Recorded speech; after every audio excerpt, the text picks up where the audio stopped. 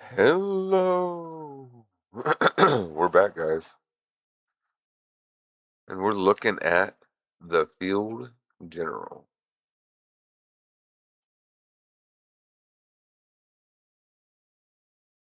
Little $3 entry. Whoa. Quarterbacks are sought after, huh? This is going to be different. I already don't know what I'm doing. I thought it was going to be very similar. Oh, shit. Yeah, it's going okay. Thought this was going to be very similar based off the numbers to the other ones. You get one quarterback. That's a weird order. Why you got the quarterback on the bottom? That's so weird. Look at all the quarterbacks up here, man.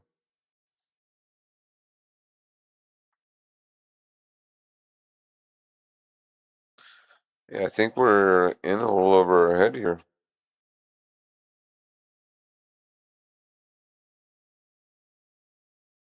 And there's still 12 teams doing it. Interesting.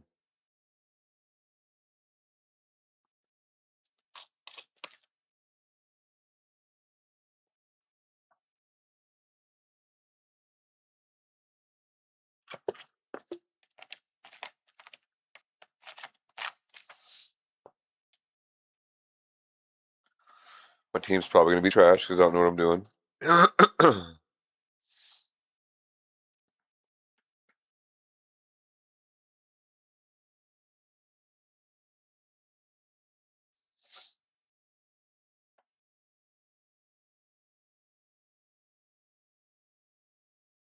Really don't know what I'm doing here.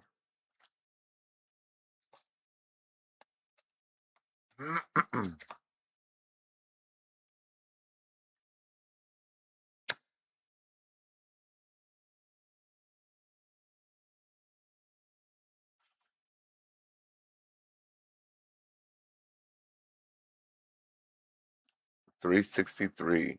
How is it scoring? Is it because quarterbacks score so high or something? What is it scoring like? Rushing touchdown, receiving touchdown. Passing touchdowns only 4. What am I at? Pick 6? I don't know what I'm doing, guys. We take quarterback?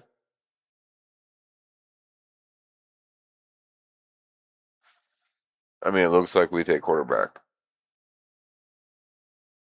But I feel like you would take running back, right?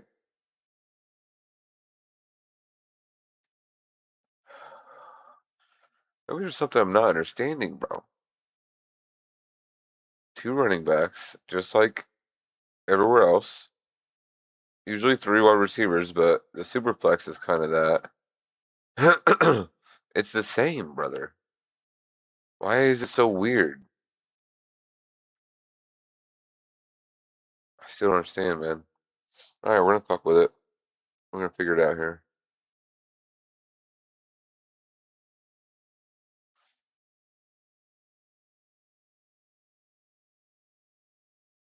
Josh Allen and Lamb Jack typically go first and second, though, huh? I don't understand it.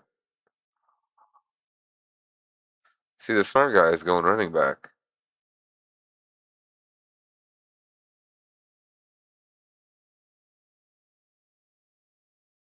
Mm-hmm.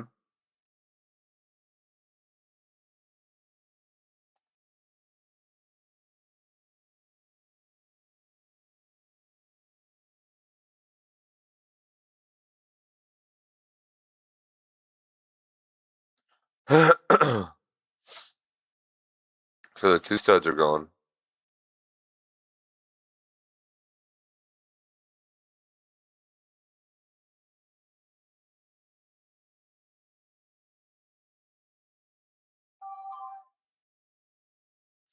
Are we going Caleb Williams here or Drake May? Joe Burrow. Drake May. I don't know what I'm doing. It seems like quarterback is the play. But the smart people seem to be taking the other guys. Like I might take a Genty.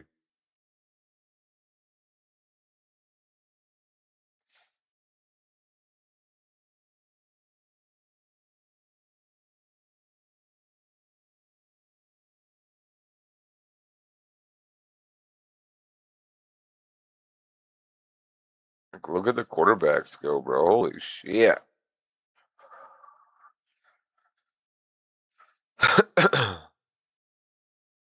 Caleb Williams in the first round? Like, what are we doing?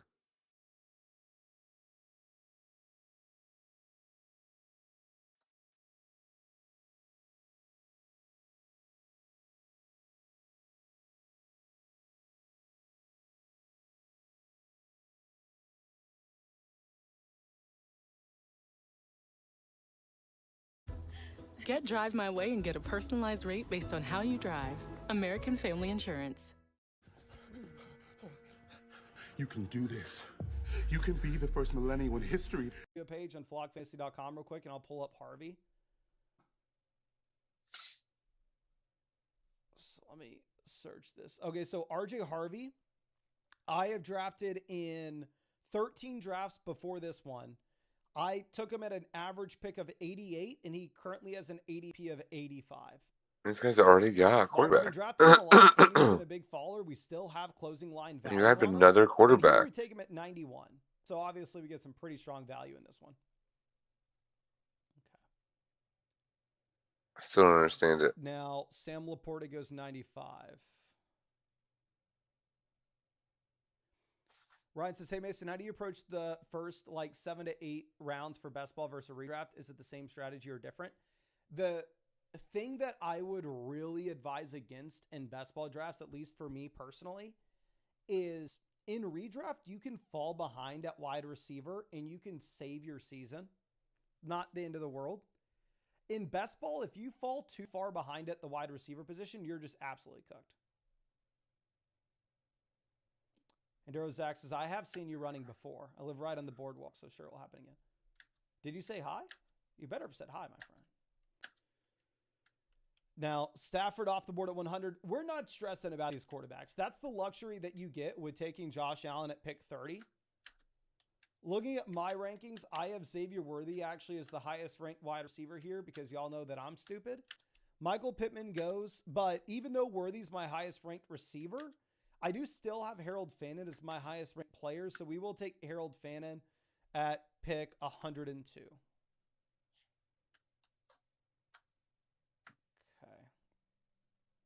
Let's move this back. Drew says, what are your hydration fuel electrolytes of choice? So I would not, okay, so there are two different things I would say here. One, if you are cost sensitive, the easiest thing to do is just Powerades. Whenever I ran my 100-mile race, I literally just got 12 big Powerades. And then I had carb mixes, which are just sugar and salt, and poured them in. And that way, one big bottle of Powerade. Am I going quarterback again? Because what's happening right now? I don't understand. Calories, had 1,500 milligrams of salt, and I would just chug it whenever we got to the aid stations. I would fill my flask with that. So if you were cost sensitive, Powerades are by far and away the best thing to do. I don't even want to say the brand that I use because it's expensive. It's like $3 per drink mix. And it's not good at all. It's not any better than anything else. It's all just sugar and salt. Let's pull this around. We are probably needing. Oh, do quarterbacks qualify for the Superflex spot? We only have Amon-Ra, Lad McConkey, DJ Moore, Ja'Cory Cross-Gamera. Oh. This team doesn't have a quarterback. Yeah, so they go Love. I personally do have Casey Concepcion ranked ahead of Romeo Dobbs. You can make an argument, Dobbs plays RJRV in week 17. You want to bring back. I'm just going to take the player that I prefer, and I prefer Casey. Okay. Now, let's pull this back. I will show y'all one, if y'all I think I understand now. buy electrolytes, I'll say generally I think that electrolytes are scams. For most people, I think most people do not need electrolytes, but if you're actually Like, I think you get enough salt in your regular food. But if you're actually going out and running like 10 miles a day, obviously you need them. And I'll show you the cheapest electrolytes. This is the cheapest you can get for electrolytes on Amazon. They taste fine, and they have 1,000 milligrams of salt, which obviously you can get cheaper than this, but it won't have enough salt and taste okay. This, like, Venture Pal or something, electrolyte drink mix. It's $10 for a pack of 16 of them. It's like cheaper than whatever the name brand stuff is. And it's always like 1-day delivery on Amazon. So that's what I get. Okay.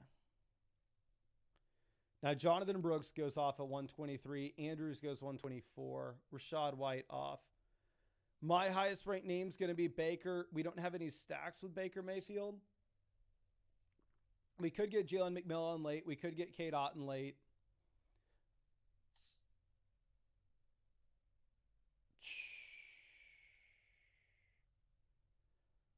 We'll take Khalil Shakir, and I'm going to hate myself for doing it. Like, I've drafted Khalil Shakir in no drafts at all this year. 1 out of 89 drafts I've taken him in. And we're going to take him in this one.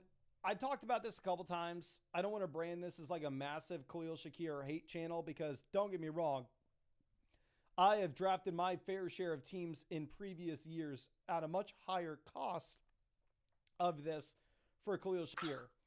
But in full PPR, he has had 1 game with 20 or more fantasy points this past year, 1 game with 20 or more fantasy points in 2024, 1 game with 20 or more fantasy points in 2023, and 0 games in 2022. So he is going into his 5th NFL season. He's had 3 games with 20 or more fantasy points in a full PPR format. In a half PPR league, which Underdog is, he's had 0 games with 20 or more fantasy points.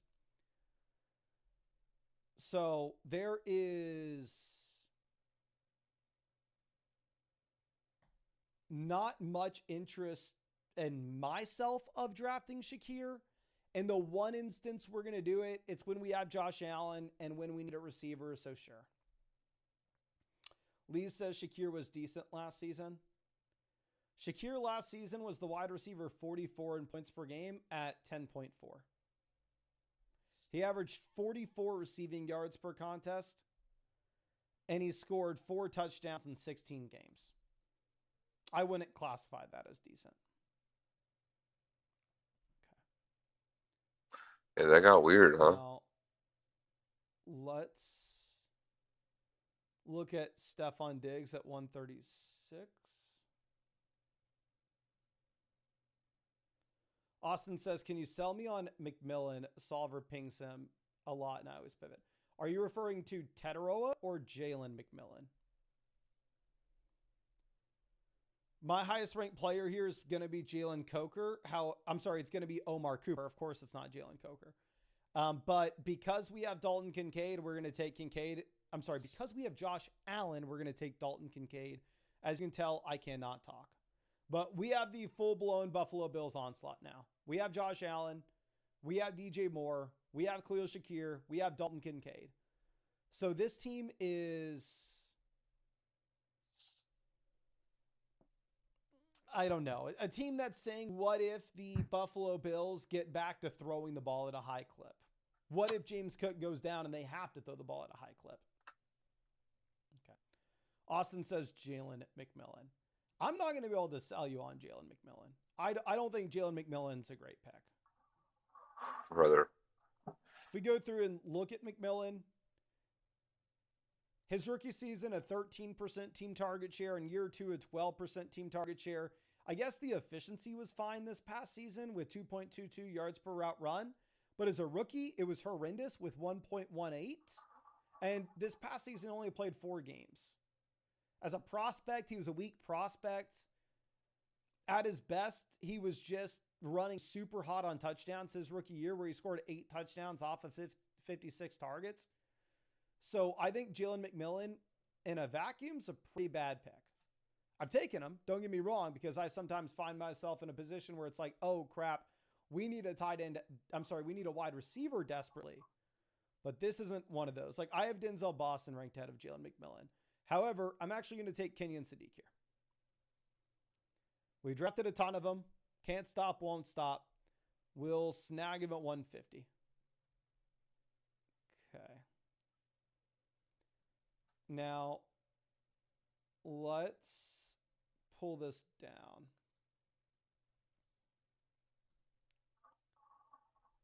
We have at quarterback Josh Allen with the onslaught of DJ Moore, Khalil Shakir, Dalton Kincaid. Running back, we have Kenneth Walker, RB1, Bashal Tootin, RB2, Tony Pollard, RB3, RJ Harvey, running back 4. Wide receiver, we have Amon-Ra at 1, Ladd at 2, DJ Moore at 3, Casey Concepcion 4, Khalil Shakir 5. And then tight end, we have Harold Fannin, Dalton Kincaid, and Kenyon Sadiq. Looking at the construction optimizer, despite not taking a quarterback in the next 12 picks after Josh Allen or 9 picks after Allen, the historical data still tells us that you definitely only want 2 quarterbacks here with Allen. And I would definitely take it even one step further. And that when we have the Bills onslaught of everybody else, this team's ride or die with Josh Allen regardless. So we're only taking 2 QBs. Running back, it looks like 5 RBs is very clearly the play for us. Wide receiver, it looks like 7 or 8 wide receivers would be in play, but we've already taken 3 tight ends. So if we only need 5 running backs and only need 2 quarterbacks, we're probably going to 8 receivers. Now, Denzel Boston's my highest ranked receiver. Jalen McMillan is a massive faller, though.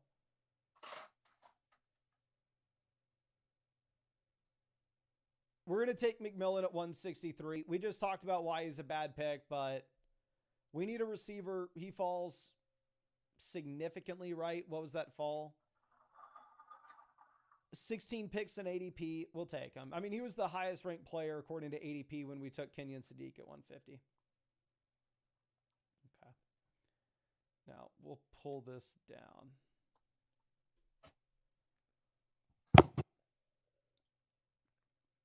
After we take McMillan, we have a little bit of a run on receivers, but we need 1 more quarterback, 2 more receivers, 1 more running back. And we're going to be taking we're going to be drafting another team after this. I don't know why I can't talk. I don't know if it's late or what's going on.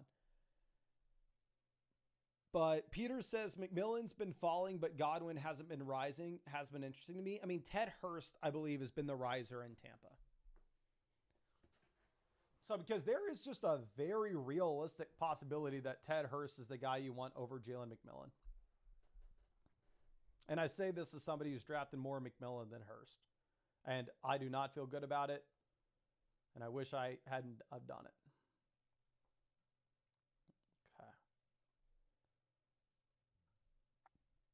Okay. Debo. He's going to run DJ Moore right there.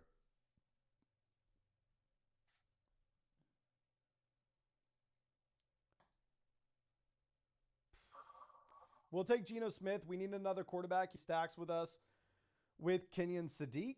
And I know some people are going to say, oh my gosh, well, what if he doesn't start the entire season? Just make it through Josh Allen's bye week in week 7, buddy, and I'm maybe okay with you. And I mean, at this point, you can't really take a quarterback that's guaranteed to start all 17. Now, Ghost All Day says, is Keenan Allen done? Let me pull up his card on the site. So let's take a look at Keenan Allen from this past season. Keenan started very productive, obviously, early in the season. 17 fantasy points in the first 3 weeks. You had a massive 29-point blow-up in week 7. But then after that, weeks 8 through 18, his best score was 10.6 fantasy points. Using the historical range of outcomes tool with flockfantasy.com, 33-year-old wide receivers that had a similar season to Keenan. You had Emmanuel Sanders, Danny Amendola, Malcolm Floyd, Santana Moss, Ted Ginn, AJ Green, Jordy Nelson. Jordy Nelson retired. Reggie Wayne was the only player to actually get better from his age 33 to his age 34 year. If we look at the underlying efficiency of this, 1.71 yards per route runs, actually not too shabby. brother. 6.4 yards per target. I'm struggling. Um, It's a week 10 bye. I don't know what the fuck I'm doing apparently. I don't know. David Njoku goes 185. We're on the This is clock not a good again. team. We need 2 more receivers and 1 more running back. My highest ranked player is Kamara. But we're going This to is take not a good Ayuk. team. Here's my hope. Because now we're overweight Brandon Ayuk at this point. My hope is he signs with Washington. His ADP shoots up, and I don't have to draft him anymore because we got him when he was unsigned. Or he's not. He's still with the Niners. Obviously, the Niners letting him go. They're saying if they could trade him for anything, they're probably not going to be able to, and they're eventually going to have to cut him. But Heap Beef says, can you check out my team next to you? Yes, sir. Just let me know which team. Oh, I actually see your name right here. So Jonathan Taylor, Achane, super unique pairing. I think that's a phenomenal start through the first 2 rounds. And then you do exactly what I would have. Slam wide receivers in rounds 3, 4, 5, 6. Blake Corum at 90. I don't like the pick. It's not for me. I prefer RJ Harvey over him. Josh Downs, Jordan Love with the Tucker Kraft stack. Malik Willis with Achane. Daniel Jones with Josh Downs. I think you have an incredible team. Again, I would have preferred RJ Harvey over Blake Corum myself, but I think you have a great team. Okay. And Malachi Fields off 194.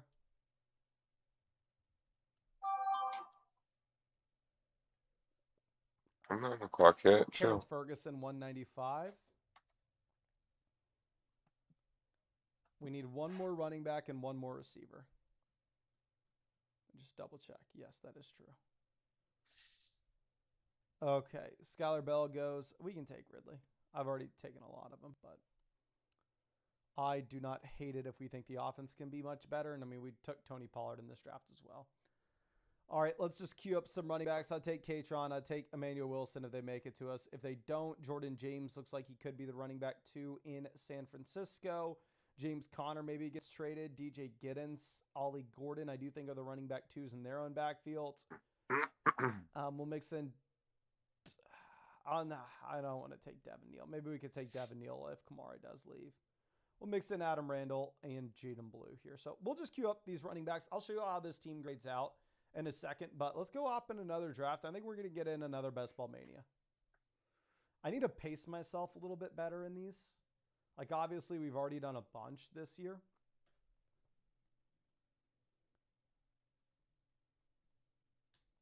Okay.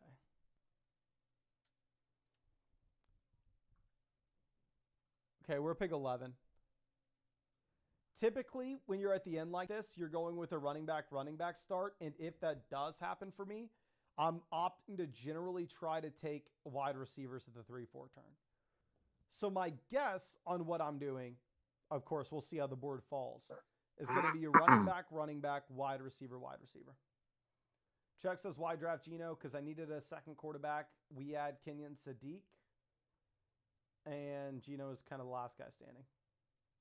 He took Josh Downs and QJ. Yeah, Motherfuckers. on our right. He's in here at 12. And let me know who else is in here. We got Vinny at 1, Chimichanga at 2. And let me know if anybody else is in. Giovanni is in at 4. Happy to have you, my friend. We're going to take tight end next. Yeah. The underdog god's not letting us get any more of those 1 or 2 picks. Lance Fox is in this draft at 2. I wish I'd have known that quarterback. I think I need to look into it still. I think quarterback you can use at the superflex spot. Okay, Gibbs goes 1. Lance Fox meant 3. Oh, okay, I see you there. Like the, what is superflex? Jackson says, why based off all the quarterbacks at the beginning, I'm going to assume that you can play more than one quarterback at a time. Away the best pick on the board. Going to sleep?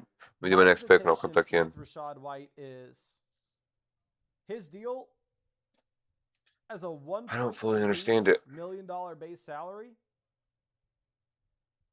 $2 million base value after the after the sign-on bonus, and up to $4 million with incentives. They're paying this dude.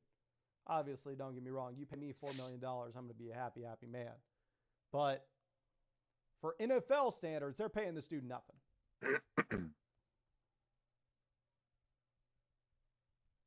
Okay, CeeDee Lamb goes, Amon-Ra St. Brown off the board. My highest ranked player is Ashton Genty. We will take Genty at 11. We'll see what Lee does. Nick says, how do you feel about taking Bowers on the right side to get combos that are a low population? I think it's an incredible idea, my friend. If you really like Bowers, us taking Bowers here with Genty would be a super unique start. We are going to take Achane to go with Genty. This is going to be a very boring and a very basic combo. Like, I have taken Genty on 4 of my teams already. I'm sorry, I've taken Genty in 8 drafts, and in half of those drafts, I've taken. Why do I like him, Cade? And you can assume that Why do I like him, field's Cade, doing right there? something very similar. Where All right, Genty we're and back. Achane is going to be a very popular combo. So if you want to mix it up, if you wanted to go ahead and take Brock Bowers instead of Devon Achane there, I think it's a very interesting thing to do. It's honestly harder for me to do it on the live stream just because there's going to be a percentage of people watching the stream that just immediately think Mason's an idiot. Why would you ever take Brock Bowers over Devon Achane? But I would see the vision there. Okay, let me load up that last draft we did into the draft analyzer on the site, and we'll see. Okay, I knew that team was an absolute crusher. Do we That go team had tight the end best again, or advanced do we score wait? grade, and at the same time, it had the best ADP value score of any team in the draft. We had Josh Allen with They weren't the Bills secure. onslaught So we got of Higgins, Shakir, DJ Golden. Moore, Kincaid. Higgins or Golden Geno are really the only Stacks, two I'm Snead, looking running at. back Walker, Honestly. Tootin, Pollard, Harvey, Emmanuel Wilson. They'll make me grab a Receiver, Pacheco because I St. will. Brown, Ladd, DJ Moore, KC, Shakir, McMillan, Ayuk, Ridley. Don't And then we push had me Fannin, because Kincaid, I'm Kenyon, close Sneak at to tight end. I the love this one. end. If every I'm single one trying of our not teams can to grade out lose this way, my head. we'll be What? printing money. It's like a jingle sometimes. Makes me wonder what Easier the said hell's than done. going on. Or so I'm looking at Jaden Higgins Fuji says, or what Isaiah about Pacheco. so high on Rashad Leave me White because Corey Higgins. Crossmere didn't look at the money. What are you Rashad's a better doing? player. Leave me So I'm not Higgins. going to fault you for being high on Rashad White by any stretch of the imagination. Like, Rashad White's You been need a a tight top end. 12 Wait, running back in just fantasy grab one. before. It's not the guy I Like, thought you'd Rashad grab. White, in his second season of his NFL career, averaged 15.76 fantasy points per game. And was the Hopefully there's a RB1. tight end left over. If not, I'll grab And the Hawk. efficiency has been pretty good the past 2 seasons. 4.3 yards per route. Yards per carry both years. Now, y'all know me. When we start running back like this, I want to play catch up with receiver. So we're going to be slamming receivers. The team at 6 is super interesting, where they go ahead and We need another tight end. Hopefully there's not a is run. this going to be our first time taking Rashee Rice? Well, look, tight end. Yep, tight end. I He needs a technically tight end. had Needs a tight end. Higgins Needs a and tight end. Tedero Needs a tight end. McMillan All these ranked guys ahead need of them, tight but I'm ends. going to take Rice here. So I'm probably going to be Is lucky I to get know Hawk. Lee Watley. I've seen him in another draft. He would take Rice if we passed. And I don't know if he's going to take both T. Higgins and Tedero McMillan. So there's a world in which we get Higgins or Tet on the way back. There's no world in which we get Rice on the way back. Now, he does indeed end up going with both of those receivers, which at this point, when we are looking at our options, we can reach on Ladd for the Week 17 bring back with Rashee Rice, which may not be the worst thing in the world. Hey, look at those tight ends go. Come on, Is there man. any world in which I will take Zay Flowers, and we'll go, what if we get Lamar on the way back around? Hopefully Sadiq drops. That'll be a nice combo for Gino. There's a small possibility that we can get Lamar. So let's see. Lee Watley says 100% he would have taken Rice. Well, I'm upset you didn't give us either Higgins or Ted on the way back, my friend. But let me see. Yeah, I mean, I've just drafted almost no Rice. I have 0 drafts with Rice and Achane, 0 drafts with Rice and Genty. I have 1 draft with Rice and Flowers. But this is only my 7th draft I've done. I mean, I've taken Rashee Rice in so far. Well, Hawk dropped to me Brody still. Lives Live says, is 20 Best Ball Mania drafts enough to make it worth it? Here is my opinion, and people please correct me in the chat. I think that there is no, I've heard the sentiment online that, oh, you should only do underdog drafts if you're going to max the tournament. I can't even begin to understand that thought process.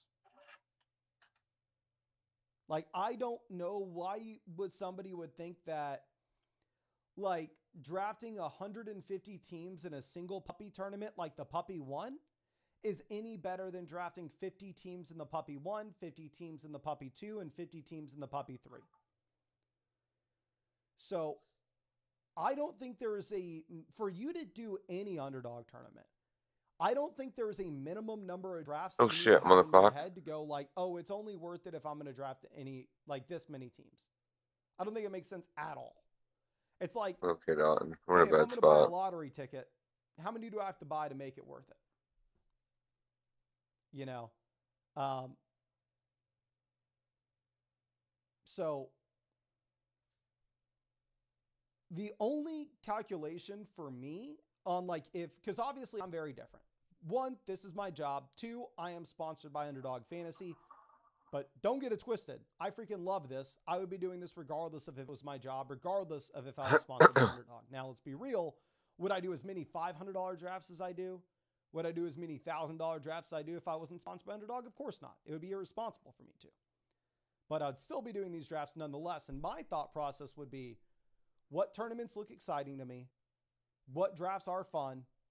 And what could I afford to lose? So if you're interested in Bestball Mania, it doesn't matter if you draft 1 team in Bestball Mania, 2 teams in Bestball Mania. It's 1, And are there's you still going to have running fun backs doing down it? there, so we 2, might does go that like a tournament Debo Samuel. interest you? And 3, is it an amount of money that you are okay losing? So we are going to take Carnell Tates with this pick. He's my highest ranked wide receiver. I'm taking him over Christian Watson and Tuden, even if the offense is bad. Tyler says, I did 15 Bestball Mania last year, made the playoffs in 7, and the semis in 3, and the finals with 1. That is incredible. You had as many finals teams as I did, and I drafted literally 150 of them. Vinny says 1 BBM is worth it. Yeah, like if you go like, hey, for me, if you were only going to draft, we're going to take Jordan Tyson. I'm fine double tapping the turn here with the rookie receivers. Let me see how many times I've done that. Tate and Tyson. I've only taken these rookie receivers together once. These running backs trickle. I think we take a running back here, huh? There's a very real world in which both of these rookie wide receivers smash. But For Ray Davis. Probably I should would have say taken like if Kalen you're Black, going, but hey, I got sorry. $80 I can afford to lose in underdog drafts this year. I want to take a shot at a big prize. I want to have some fun. Maybe I want to practice for my regular redraft. So we're gonna do 2 wide receivers. Hey, if you only have $80, I probably wouldn't do Bestball Mania. Because then you'd only get 3 BBM drafts in and then 1 $5 draft. Yeah, wide receivers the rest of the way. If you stick to the $3 drafts and the $5 drafts, it's like, then in that instance, you can be getting, what, 20 drafts in? If you do a combination of $5 and $3 ones?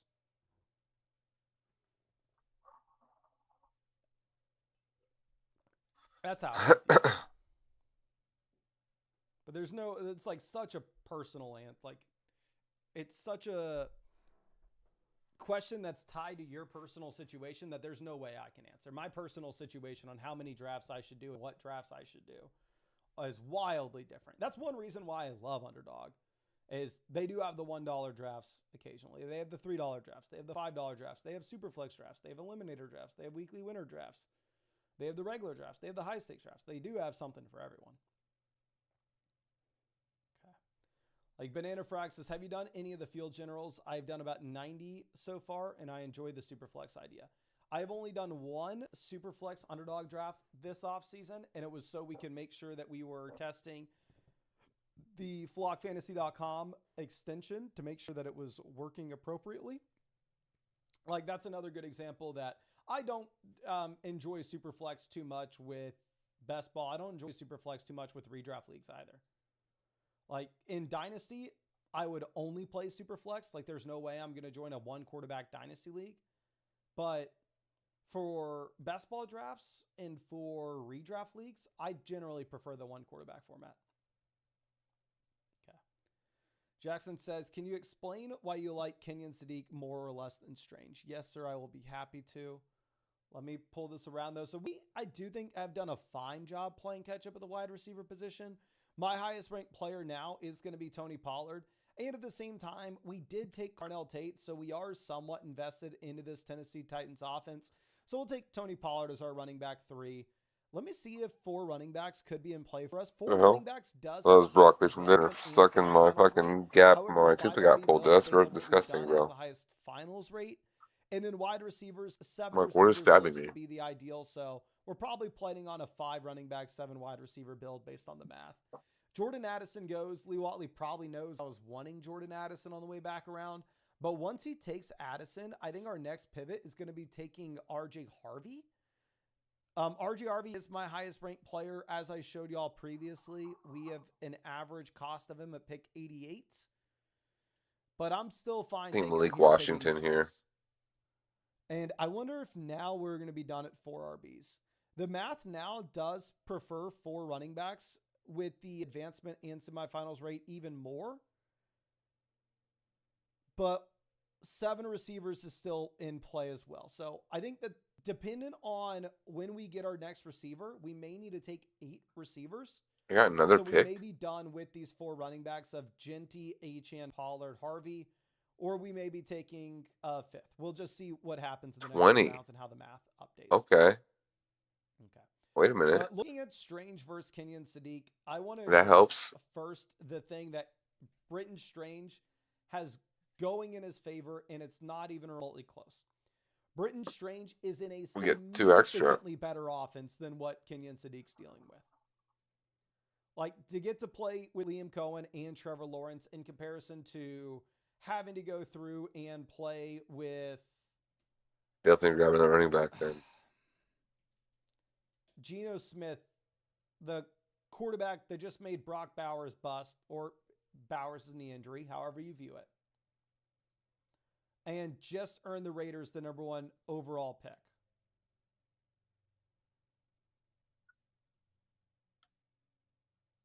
It was brutal. Like, you don't love the situation. I'm going through and pulling up the Jacksonville Jaguars draft so I don't get these details wrong. So, of course, we can acknowledge the fact that the tight end that they take at pick 56 in this year's draft for the Jacksonville Jaguars is a primarily blocking tight end. I don't think that this is going to have some massive negative impact on Britton Strange. But I do want to address that the Jacksonville Jaguars did draft a tight end in round 2 of the draft this year, and they also took another tight end in round 5. Now, Britton Strange coming to the end of his contract in Jacksonville, I believe. I don't think they have re-signed him yet. Please correct me if I'm wrong in the live chat. The next thing that I want to address with Britton Strange is we have never seen him be a difference-making player in fantasy football. If we go through and look at what Strange has done so far in his NFL career, as a rookie, 1 fantasy point per game. Then 5 fantasy points per game, then 9 in a full PPR format, being the tight end, a mid tight end 2. This is in a season in which Trevor Lawrence has the best year of his NFL career. This is in a season in which Travis Hunter gets injured, Brian Thomas is injured, and does ultimately nothing. So Britton Strange wasn't a super compelling prospect in my mind. Then you sprinkle on the added benefit that he was nothing early in his NFL career. And the peak that we have seen from him so far, he was a mid tight end 2. And we compare that to a tight end that just went round 1 of the NFL draft that's an elite level athlete that hasn't face planted yet in his NFL season. And while, yes, Garrett Wilson's good, Omar Cooper has upside as well. I think Britton Strange has more competition in Jacksonville. You have Brian Thomas, Travis Hunter, Parker Washington, and Jacoby Myers. That's a whole lot of slop that I just threw your way. We're going to take Tyler Shuck here, even if I do not like his cost. Going Xavier Thomas. The other quarterbacks, I would way rather have Kyler Murray, but we took Jordan Tyson and we did not take That's what we do. did not take Jefferson. So we're going to take an unstacked Purdy, and then we're going to take Tyler Shuck to pair up with Jordan Tyson. And let me see if now now after we pass on wide receiver in that round, you will see that the data does skew us wanting to go with 8 wide receivers. What's Keenan doing, by the way? Does anybody know? So what that means is we are most likely now going to be done at running back with Genty, Achane, Tony Pollard, and RJ Harvey. Wide receiver, we have Rice, Zay Flowers, Carnell Tate, and Jordan Tyson. Seems like a fine wide receiver room. Quarterback, we have Purdy and Tyler Shuck. Jordan says, all I remember is there was a quarterback who made Brock Bowers bust. Yes, that is true. That is true, my friend. And let's see. Jackson says, are we doing a fourth draft? Yes, if we hit 400 likes on this stream, we'll be firing up another draft. So if you haven't done so already, please go down there, drop a like on this live stream. And also in the chat, somebody tell me how many likes that we have. Tell me how many people are watching this because I generally have no idea. Okay, Kyler Murray off the board at 120. A phenomenal value on Kyler. I think you can make an argument to have Kyler ranked over like 5 quarterbacks that went ahead of him. Somebody says we are already at 400 likes. Let me pull this up on my phone. Y'all lying to me? Okay, Jackson telling me the truth here. We had 218. Just pull this up on my phone. There are almost 800 people here. Which I'm sure 600 of them have not hit the like button. So if a third of y'all go down there and hit the like, 1 out of every 3, we'll be firing up another draft. Same shit. Yeah, Vinny says he couldn't pass on Kyler. Yeah, obviously you don't have the stack, but Kyler has rushing upside as well. And you take Aaron Jones here. I think it's a phenomenal turn. 482 says, how do we get in one of these drafts? It's Underdog Fantasy. Links in the description. It's in the comment section. You would just join the tournament the same time that I would. But yeah, again, it's Underdog Fantasy, my friend. Links in the description. It's in the comment section. And I'll throw the QR code up on the screen again one more time for you. Maybe if you're watching on your TV or something, you can pause and scan that. But just sign up with code FLOCK. That way you get access to my rankings as well as the best ball tools as well for free to hopefully be able to help you out. We're going to take Dalton Kincaid at this pick. And then with our next pick, we need to decide, are we going to go with Cam Ward to stack with the combination of Pollard and Carnell Tate? Or do we opt to take the rushing upside with Malik Willis instead? Okay. Where are we going? Where are we going?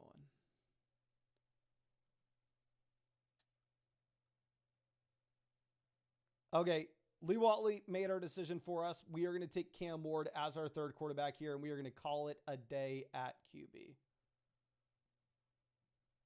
And then I guess we could go like Jake Tungus at the very end of this, or maybe we could go like Dejon Stribling to pair up with Brock Purdy if he's not already off the board, which I don't think he should be, but we'll see. Flipsy says, are you doing the $25 drafts? Yes, we did 2 $25 drafts in the stream tonight. We did a $20 draft as well. And then if we hit the 400 likes in the stream and fire up another draft after this, I'll just let y'all pick whatever y'all want to see. Okay. Keaton Mitchell goes 139.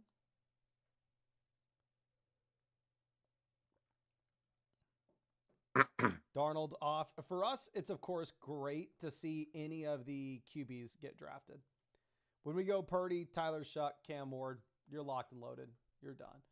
And I do want to say, I know some people have talked about like getting cute with it and taking 4 quarterbacks. In a 1 quarterback underdog draft, I think it's a very bad idea to take 4 QBs. Maybe you can make an argument for it in like the eliminator, depending on how the draft goes. But taking 4 quarterbacks in this type of draft is brutal because you can guarantee that 3 of those guys are hitting your bench every single week. At least if you were to take 4 tight ends, which I think you could get away with, by the way. Like if you go tight end around 18, 17, 16, and 15, I think you can get away with taking 4 of them. There's a world in which one of those guys also hits your flex, right? And also I would say like the opportunity, the delta between around 12 tight end and around 18 tight end is a lot closer than the delta between around 12 quarterback and around 18 quarterback. No, I'll take Dak. Flipsy says, can I join the Flock League this year? I would yes, love sir. Dak. You're going to You have motherfucker. Flock League auditions opening up most likely on June 1st, and I will be putting out announcements on how to join then. But we'll pull this around. CJ Stroud goes 150. Good for us. We're done at running back as well. We are just straight receiver tight ends. Let me pull up my rankings at wide receiver tight ends. Chig goes 152. Kenyon Sadiq 153. One thing that we always have to consider is what the team on the turn behind us is looking to do. Lee doesn't have any tight ends yet, so I think there's a good shot he takes tight ends here. So we are going to take Jawan Johnson. We need a tight end. And then obviously we have Tyler Shuck. So we are going to get that stack. And my highest ranked receivers are Denzel Boston, Jalen McMillan, Jalen Naylor, and then Dejon Stribling. But if we get the opportunity, we're going to be taking Stribling here instead because we have the stack with Purdy.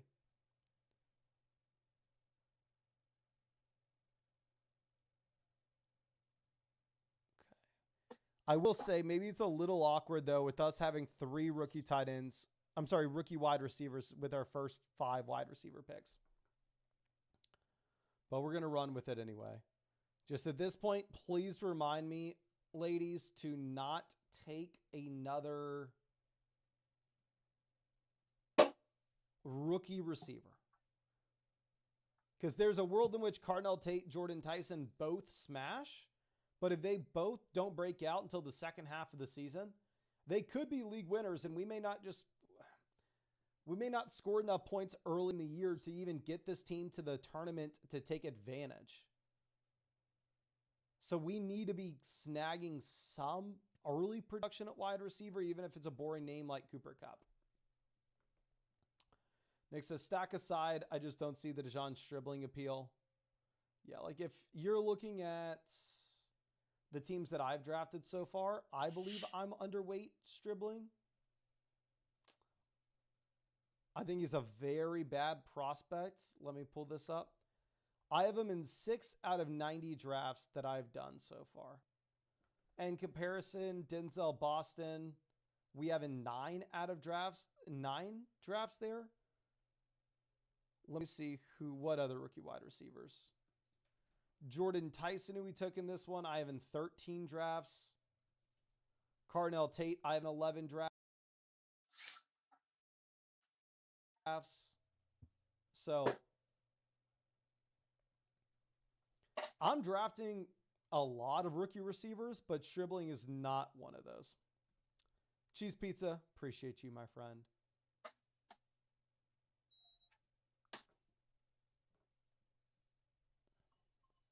Ben Title says, do you think likely completely takes Theo Johnson's job, or is it going to be a split between the two of them? I'm sure that we're going to see multiple, we're going to see a ton of snaps with both tight ends on the field.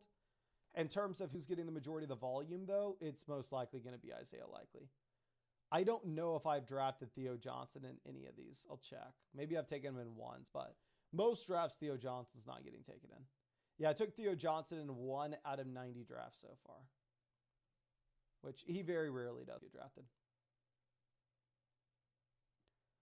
Okay, Dalton Schultz goes 177. We are just wide receiver and tight end. We're going to take Gunnar Helm here. We need a tight end, and Lee after us needs 2. And we have Cam Ward, so that's pretty easy. And then wide receiver, we will take my highest ranked receivers, Jerry Jeudy. Super gross, but possibly he has work early where his competition, they're both rookies with Denzel Boston and Casey Concepcion.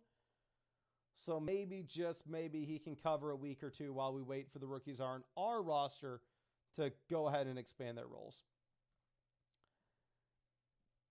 But Enduro Zax has got to hire a videographer for the auditions this year. It would be super cool if eventually for the Flock League we got to be in-person auditions. That would be incredible. Now, Jackson says, just curious, how do you buy the thing you have pulled up that gives you your rankings and combos? It's the Bestball add-on on flockfantasy.com. If you're already an annual mother flocker on the site if you just go to your account page and then hit manage payments, you should be able to upgrade to the Bestball add-on. Or I believe also if you just hit the Bestball tab on the site normally, hopefully it will prompt you to upgrade there. Probably need to test that out. But if you are not an annual mother flocker on the site, you would have to join as that. And let me just throw up a little graphic here. So if you're nothing on flockfantasy.com already, to get all the redraft stuff, all the dynasty stuff, and all the best ball stuff, it'd be $146 a year. Again, it's mainly the $97 a year that we've built out over the past 3 years with all the creators that we have, with all the developers for all those tools for your redraft and dynasty leagues. And then the best ball add-on is $49 on that. Okay.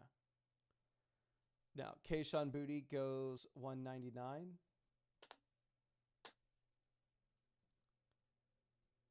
Greg Dulcich 201. And then let's move this around. Wide receiver. My highest ranked names. I know we can't take Tyreek Hill. We need points early in the year. Let's take Malik Washington if we're talking boring points early in the season. And then, yeah, we're still a 3-4-8-3 build.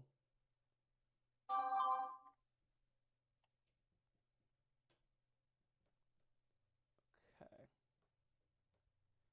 Gio says, how's the team at 4? I'll check yours right after we make our pick here, my friend. Malachi Fields. Let's take Christian Kirk. I've only taken him in one draft, and this maybe is the team that we want him on. Your team at 4, you took too many running backs. Is this you, Gio? Yeah, you drafted too many running backs. You have Jeremiah Love, Jacobs, Jalen Warren, Rico Dowdle, Jonathan Brooks, Dylan Sampson, Alvin Kamara. I don't know if you're using the draft assistant here, but it definitely would have stopped you at 5. But you needed to take a third tight end, and you probably needed to take another receiver as well. I'm sorry. And Lee says, well, just well. Who do we steal from you? Oh, Malik Washington for... I'm sorry. We stole Malik Washington from Lee, who had Malik Willis, but I'm sorry, my guy. Now, let me sync this with flockfantasy.com real quick, and I'll see how it grades out. I think this is like another hyper fragile build. Like, we've done a couple of these now. One thing that you'll see if you have the draft extension, obviously, and you go to your best ball portfolio, you'll see like your most common builds, like how much you're taking of each position. You'll see the exact build. So my most common build I've done in 30% of drafts is a 3-5-7-3. Then my next most common is a 2-5-8. But I'm going to sync this, and then we will see how it graded out. And I'll show everybody that's in this how their drafts graded out. Because I know there are a bunch of people in this draft with us. I would hope that a lot of y'all have the tools so y'all can see this yourself. But again, I'm not going to fault you if you don't. Now, okay, we just got this loaded in. We had decent ADP value. We had the best ADP value of anybody in this draft. We got Rashee Rice pretty late, Brock Purdy pretty late. Our advancements, whatever, it's average. Again, hyper fragile build is a little weird here. The team that had the worst advancement, Chimichanga, was pretty brutal. It looks like you just didn't have enough wide receiver points, I'm assuming. Yeah, Pickens, Smith, J-Mo, Parker Washington, Trey Tucker, Ryan Flournoy, and Zachariah Branch. Damn, running back is running dry. Team 4, maybe I was wrong, Gio. Your team actually grades out well. The team that had the best advancement was Twerk for Taco Bell. They get in a bunch of drafts with us. They are built around a Baltimore Ravens onslaught of Lamar, Derrick Henry, Elijah Surratt, Jacoby Lane, and Mark Andrews. Fake Sharp looked pretty good as well. And then obviously we look average here. But I appreciate all of y'all hanging out with us. Again, I would love to get in more drafts with you tomorrow, the next day, the next day, the next day, the next day. I'll be live every single night doing these drafts. I really hope that I can see you in a couple with me. And if you ever want to get in any of these underdog drafts, which again, they have pretty much any tournament that you could think about entering, they have for you. Links in the description. It's in the comment section. If you use code FLOCK, you'll get $50 added to your account after you play your first 5. Plus, you'll get access to all the flockfantasy.com best ball tools that we put out for free. And you'll get access to all of my updated best ball rankings. I think I'm going to go Tony Pollard if he's there. If he's there. Obviously, if Everyone's got 2 running backs so far. The best ball draft extensions, my rankings, whether it's for your best ball drafts, redraft leagues, dynasty leagues, the dev team, myself, and all the creators on flockfantasy.com are working as hard as we can for y'all on the site, flockfantasy.com. Link in the description will take you there as well. And comment section, live chat. But much love. I really appreciate y'all. And I really hope I get to see you out in the live was a great pick. tomorrow night. Still such value up there for wide receiver.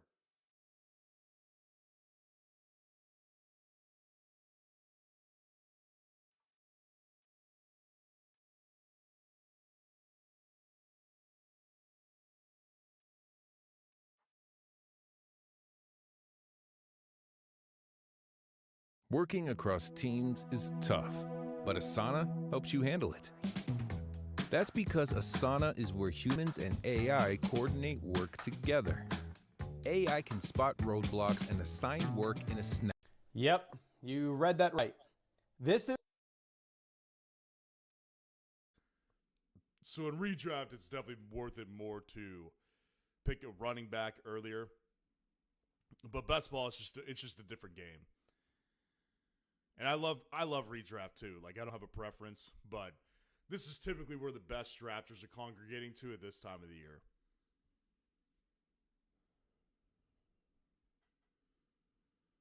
Well, we need more running backs. And who would I trust more than my trusted Woody Marks? I would not trust anybody more.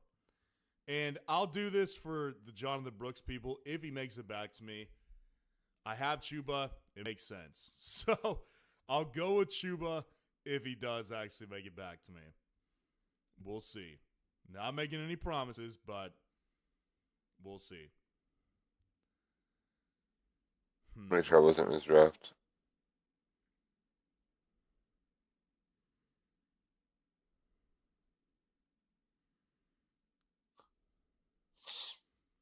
I mean, I guess I have to. Good value on Brooks, and I do have Chuba, so it makes sense for the build. Whatever. I'll do it. Coffeeholics is going to wait till the next $3 or $5 drafts show up to start drafting again. Fair enough. I'm sure there's other people like that in here as well. So, it's not going to change me. I'm still running drafts for sure. I think we're going to max out the dash in tonight. Maybe that's what we'll do. Unless someone else wants to join in and has an idea of what drafts they want to run next. But if no one has an idea, we'll probably just max out the dash in tonight.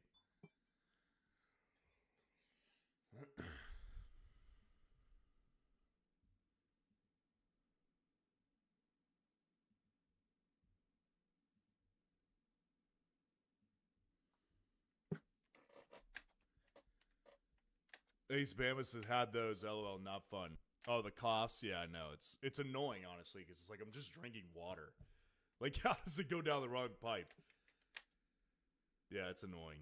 But we're making it through. Appreciate you being here. Good to see ya. Hallie Lyons, the same here. Hoping to see some in the next couple days.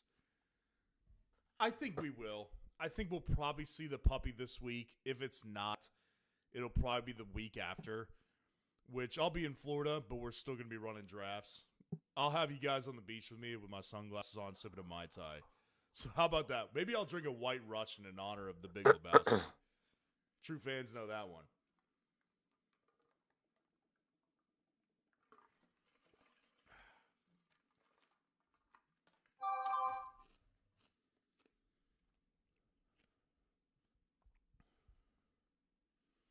Hallie Line says, what a steal. Late night drafts can be interesting.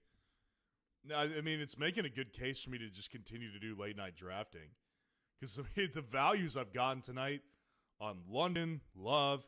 I reached for Burrow, but Tyler Warren in the 7th, Tucker Kraft in the The fire, the flare, the ball in the air, the band, the move, the blend, the smooth.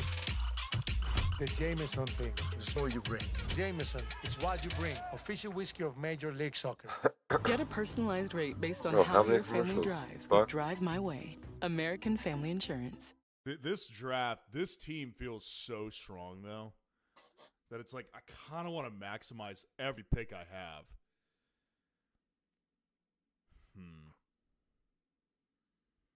Yeah, I think I'd actually might just take Rodgers. No, I guess not. I don't want to take Geno. Jacoby Brissett is still apparently very far apart on a deal, so let's go ahead and grab Debo.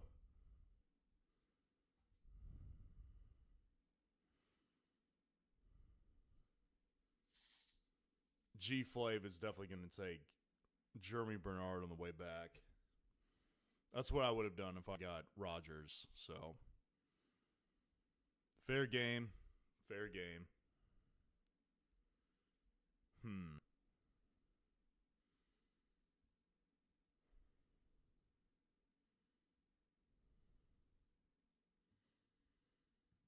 We'll just go ahead and get Ryan Flanoy.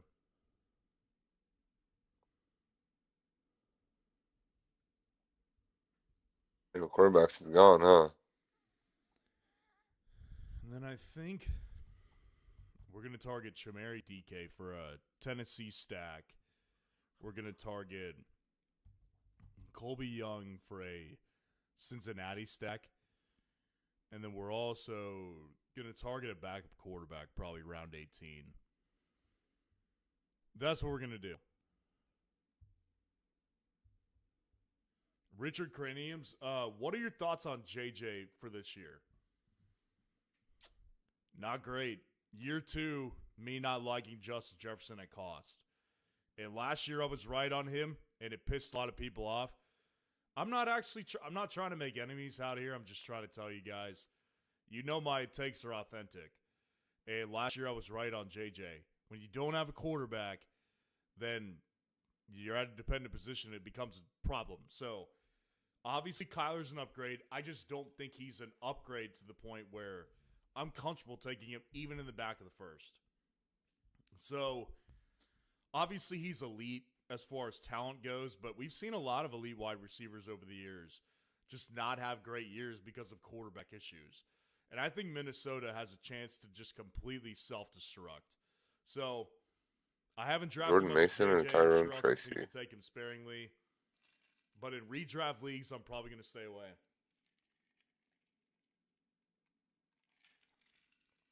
Good question.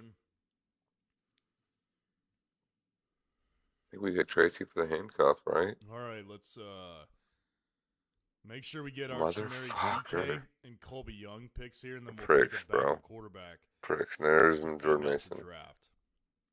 And then, of course, we're going to hop into another one. Of course, we're hopping into another one for sure.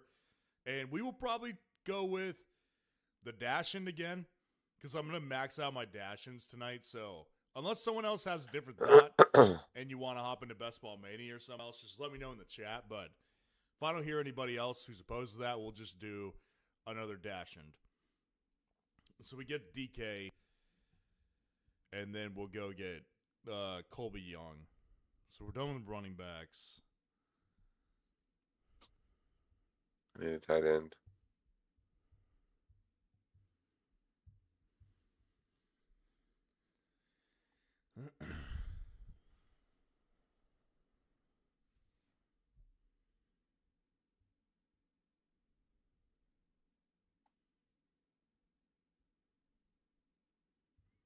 And we'll get Colby Young, and then we'll grab a backup quarterback.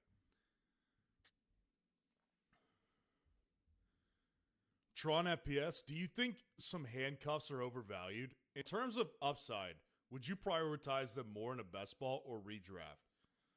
Well, here's the thing with handcuffs, man. And I've talked about this a lot. From a redraft perspective, handcuffs are way more valuable than they are in best ball. My philosophy in best ball is I want to take running backs who I actually think are either going to have a role with or without their starter in front of them, or B, have a chance to actually take the backfield. So let's just look at some handcuffs in this range, right? So you see like Brian Robinson, right? This guy is a handcuff, purely a handcuff. Like for McCaffrey, he was a good handcuff last year. They didn't need him. This year he's with Bijan, so he's not going to get used very much. So he's a pure handcuff. Look at the back taken after him, Nick Singleton. Nick Singleton is someone to me I could see taking over the backfield by midseason. So Nick Singleton to me is way more valuable of a best ball pick. Even if I had Bijan, I would take Nick Singleton over him. But if we were in redraft leagues, I will take Brian Robinson because it's more valuable to the build of my team when I know that I've got the backup running back to one of my best running backs and one of my best players. So if in the event he goes down, then I've got his replacement, and it makes the most sense that way. In best ball, it's just different, man.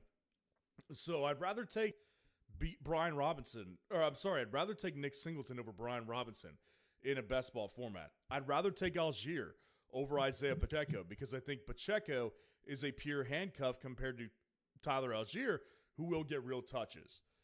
Before I go any deeper on that, let's go ahead and grab a backup quarterback here. And tell you the truth, like having Deshaun here is tempting. I haven't done it yet.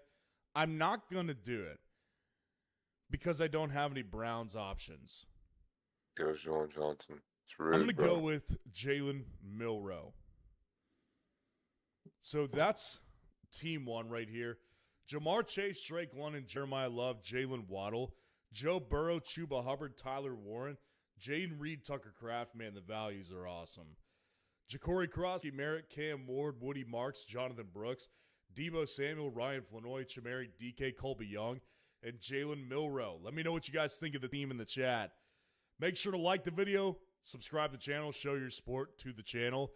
And it looks like we got some people interested in getting into Best Ball Mania. So that's what we'll do. We'll hop into Best Ball Mania, the big enchilada here.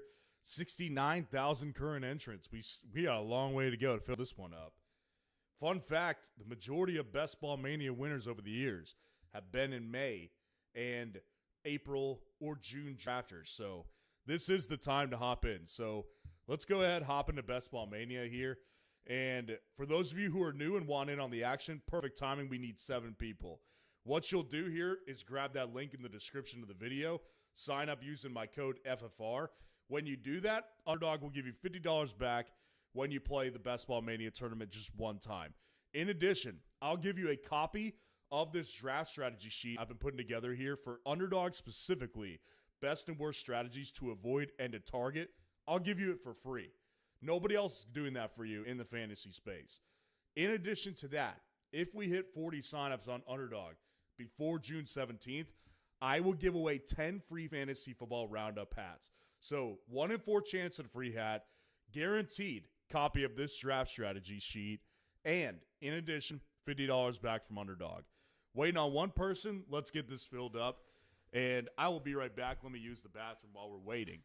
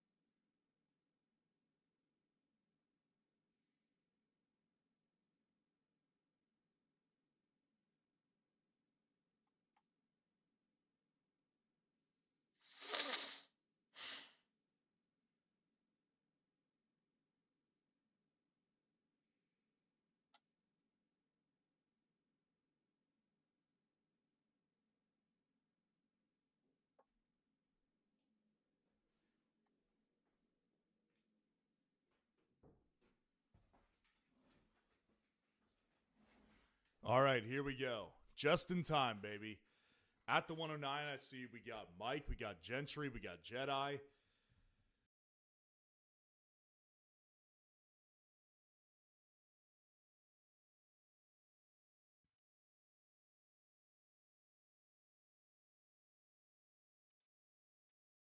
Two, four, six, eight. Who will help you customize and save? Liberty Mutual!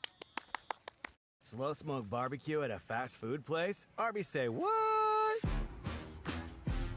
Well, I ain't going, not going. I'm just at a standstill. Hey, get out of my way. Somebody move that fan. I can't believe this. Why me all the And a good sense of humor. Why, he seems almost too perfect. Gee, what's the problem here? A bunch of other cool stuff going on. Walk in, and it gives you your choice. One is graduation. It should come with a card. That is exactly. Oh, that's a great idea. That's what some of the local banks should do. Yes. We're the bank that knows you've got to shell out cash for graduation. Exactly. Sure. Well, and they could have press grandmother, parent, friend. Have no idea who this kid is, but my wife wants me to do it. Right. Yes. Right. Yes. Well, congratulations to all you graduates. Yes. Now, coming up on today's show.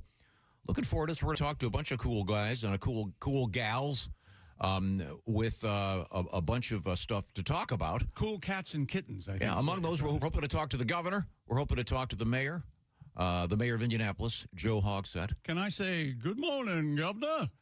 I'd rather you didn't. Okay. Can I ask him about weed? There's no better time. There goes the governor. No. I'll tell what you're going to ask him. Did you know that? Here's a little trivia question. Do you know what state, as of yesterday, I double-checked this, what state has the lowest average gas price of any state in the United States of America? Indiana. The answer is Indiana. Really? Because the governor pulled that state tax. So there you go. There's a nice positive thing there. Well, then, thank you. We're going to talk with a friend of the show, Purdue guy, Derek Schultz. I love that little guy. And I do. He's not really little. Well, he's petite. He's petite. Well, now we cannot talk to Derek now. He's a friend. Yeah. Of course, he does have a real high voice because he's so small. And 40's going to be on the show today. I look forward to every year. Michael Young. We'll talk with track dude Michael Young and perhaps some of the other folks involved in the radio network. The race will be broadcast live on Fox. And if you've watched any of the preliminary stuff, they have it down. They are doing an amazing job. I sat in my living room yesterday and watched the Wiener race on FS1. It was wonderful. Who won? New York. New York. And they got heavily booed, Jeff. They were not a crowd favorite. New York at all. City. You want to? This is Oscar Mayer. None of that Nathan stuff. Go back home. I think it goes back to Knicks versus the Hicks or something, probably. Sure. Speaking of the Knicks. Yeah, they're up 3-0 now. They pounded the Cavaliers last night, who've decided to not show up. And I don't want to criticize them because goodness knows I've been guilty of this from time to time. They're just don't caring right now. They don't give a damn. Did you see who was in the crowd in Cleveland? Yeah, Travis and Taylor. Front row. Tay. Yeah, that was the highlight of the game. And he was openly cheering for the Cavaliers. Good. So, yeah. Oh, that'd be a nice comeback story. We'll get some sports out of Chick McGee coming up today. Only if you've got a ice pick to. We're hoping to talk with Jim Cornelison, who is now doing Back Home Again in Indiana. He's got that stellar voice. What if he does sports? He's got such a nice voice. Maybe we could. He's got a good sense of humor. Pardon the hell out of me. Oh, and a good sense of humor. Why, he seems almost too perfect. Gee, what's the problem here? A bunch of other cool stuff going on, especially fans of Indiana University, because the pace car driver, I guess it's the honorary pace car driver, is going to be a guy who's gotten really popular in the state of Indiana, especially for Hoosier fans. Head coach Kurt Signetti. And I just drive the pace car. Google me. That's what he said. And then the actual pace car, the real one, I mean the one that during the race, is that Sarah Fisher this year? I don't know. Yes, I believe so. I think so. Yeah. So, Well, what pace car is Coach driving then? well, He drives the Is it a celebrity. fake car? No, it's the real car, but I don't understand. There's an honorary. They're not going to have him out there during the actual race, and Yeah. they need a professional driver for that. Huh. Google it. I guess that would gum up the works somewhat. Yeah. I mean, back in the day, it used to be some local car dealer would drive it. That didn't have a happy ending, Christy. You don't have to. Yeah. Don't We wait. don't have to bring that up. Yeah, don't bring that up. Davey's Chevy City. Yeah. hey, the truth hurts. How fast does the pace car go? Like 100, 120, something like that? Do you know? More than that. What is it? It's 1,200 horsepower. Chevrolet, It's a yeah, Corvette. yeah. It's a cool looking car. Oh, yeah. And we'll be reviewing all of that stuff. Coming up next, we're going to talk with Channel 13's incredibly gorgeous, super talented, and always informative Angela Buckman, who was one of the great. Angie. I want to ask her how she's prevented herself from aging. Ever since she's been on television, she looks Yeah, I would exactly the same. love to know that answer as well. I'm sure Angela doesn't remember this, but she was in my kitchen in one of my houses, and it was 10:30. There were a lot of people in my kitchen, and I took my shirt off. I don't know if she'll remember that or not. So. Well, she got the show, did she? Oh, her and her sister both got the show. Yeah. I guess those were in your drinking days, I'm guessing. No, I was just miserable. That's all. Well, I think so far every guest we're going to have has decided not to call in. I don't blame them. Okay. I know somewhere within the confines of Indianapolis Motor Speedway, son number 2, Willie G, is hovering around, and we'll get some on-the-street interviews and see what's going on with Willie. And I'm not exactly sure what we're supposed to do. Are we supposed to break here? Okay, we're gonna come back with Angela. Okay, that sounds good. And once again, this is a special broadcast, and we're feeding this baby all over the world. Pick. Jeffrey, how can they watch it now? You can check us out on the Bob and Tom YouTube channel or on the Rumble Bob and Tom channel as well. Very cool. And this is brought to you by Speedway Subaru, which, of course, is our special sponsor, Speedway Subaru, right there in Speedway on West 16th Street, just east of the White River. By the way, you can get a car from Speedway Subaru without even going there. Even the paperwork can be done now with the magic of computers. So find out why. Bring it to you. They'll bring you the car. Yes. Speedway Subaru, thank you so much. Family-owned, Indy proud, and just minutes from the track. Race day savings happening now. And, of course, for the next several months. So check it out. We're going to come right back to the O'Reilly Auto Parts studio. This is the Bob and Tom Show. Welcome to the annual main.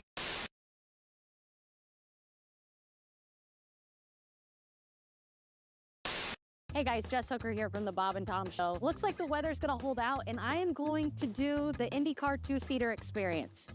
A little nervous, but I think I'll be okay.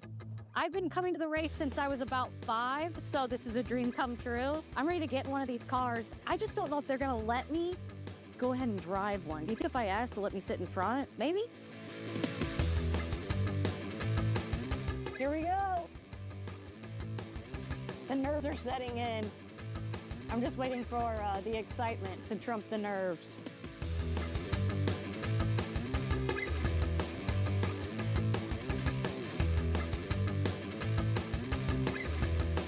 All right. Down and forward. Got it. Keep going all the way down. Oh, geez. Yeah, We're in here.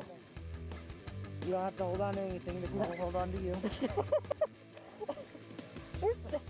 Mentally, it feels like maybe there should be a handle somewhere. Maybe like one of those Fisher-Price car wheels. That'd be cool. Steering wheel. We thought about putting a horn in there so you can honk at the driver and make it faster or whatever. What's your name? Jeremy. Okay, hi Jeremy. Just like to know who's making me safe. I'm not sure if it's sweat from nerves.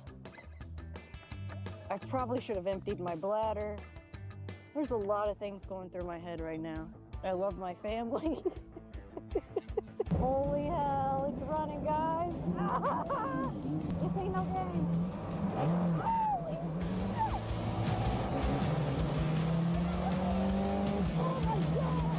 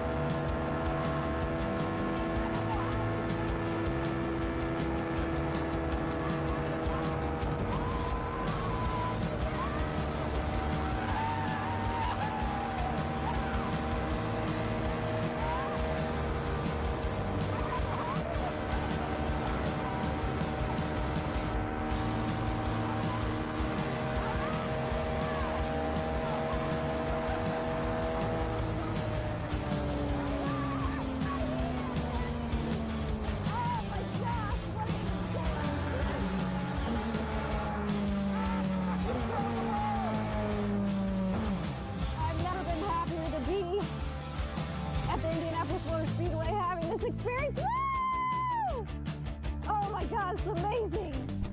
Oh, thank you so much. That was amazing. That was nuts. Okay. Holy hell.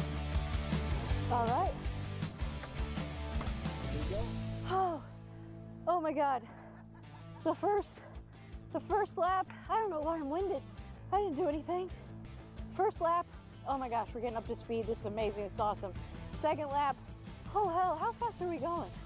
Third lap, I got a little nauseous, I'm not gonna lie. I don't know how those guys do this for hours at a time. This is nuts.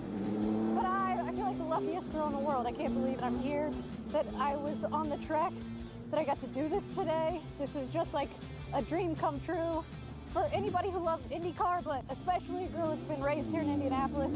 She comes out here every year, my entire life since I was 4 years old. I'm still in shock. But you cross over those bricks and you see the pagoda coming out of turn 4, and I don't know what I could compare it to. Holy hell, dude. Beautiful.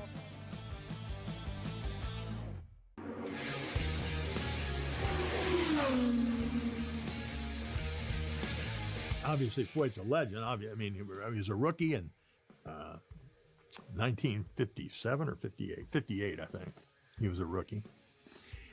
4-time winner, unbelievable fan. So I'm doing the King, and we're in Tony Bettenhausen Jr.'s garage doing Dick's Picks. And Bob, AJ, was in the garage with us. So we start doing a pair of Kings, because AJ was the King, and then the King, Elvis the King. So we're doing a pair of Kings. And I go, AJ, I go, Mark, let's take our shirts off and have a belly button contest right here in the garage. I said, then we'll lay on the floor and see whose belly button can hold the most gravy. Oh, thank you very much. I said, I want to help you, AJ, on race day. I'm going to be on your pit crew. When you come in, I'm just going to put my belly and flop it on the rear wing. Front end will come in the air. They'll change them tires. Off we go. And so we're doing all this, and people are dying. Well, then I talked to a crew member later, and AJ had the Bob and Tom show on in the garage. About halfway to that, he just looked up and he goes, shut that shit off.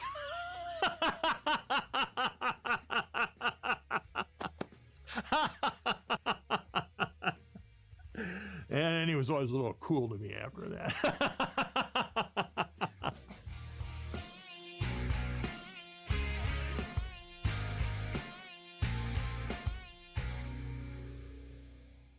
Racing, accidents can happen, but they shouldn't happen off the track. If you've been injured through no fault of your own, you need a champion in your corner. Tandy Law Firm is here to fight for you. With a proven track record in personal injury cases, we're ready to put our experience to work. Don't let an accident keep you in the pits. Call 866-TALK-TLF today. Learn more at www.tandylawfirm.com. Tandy Law Firm, your personal injury champions.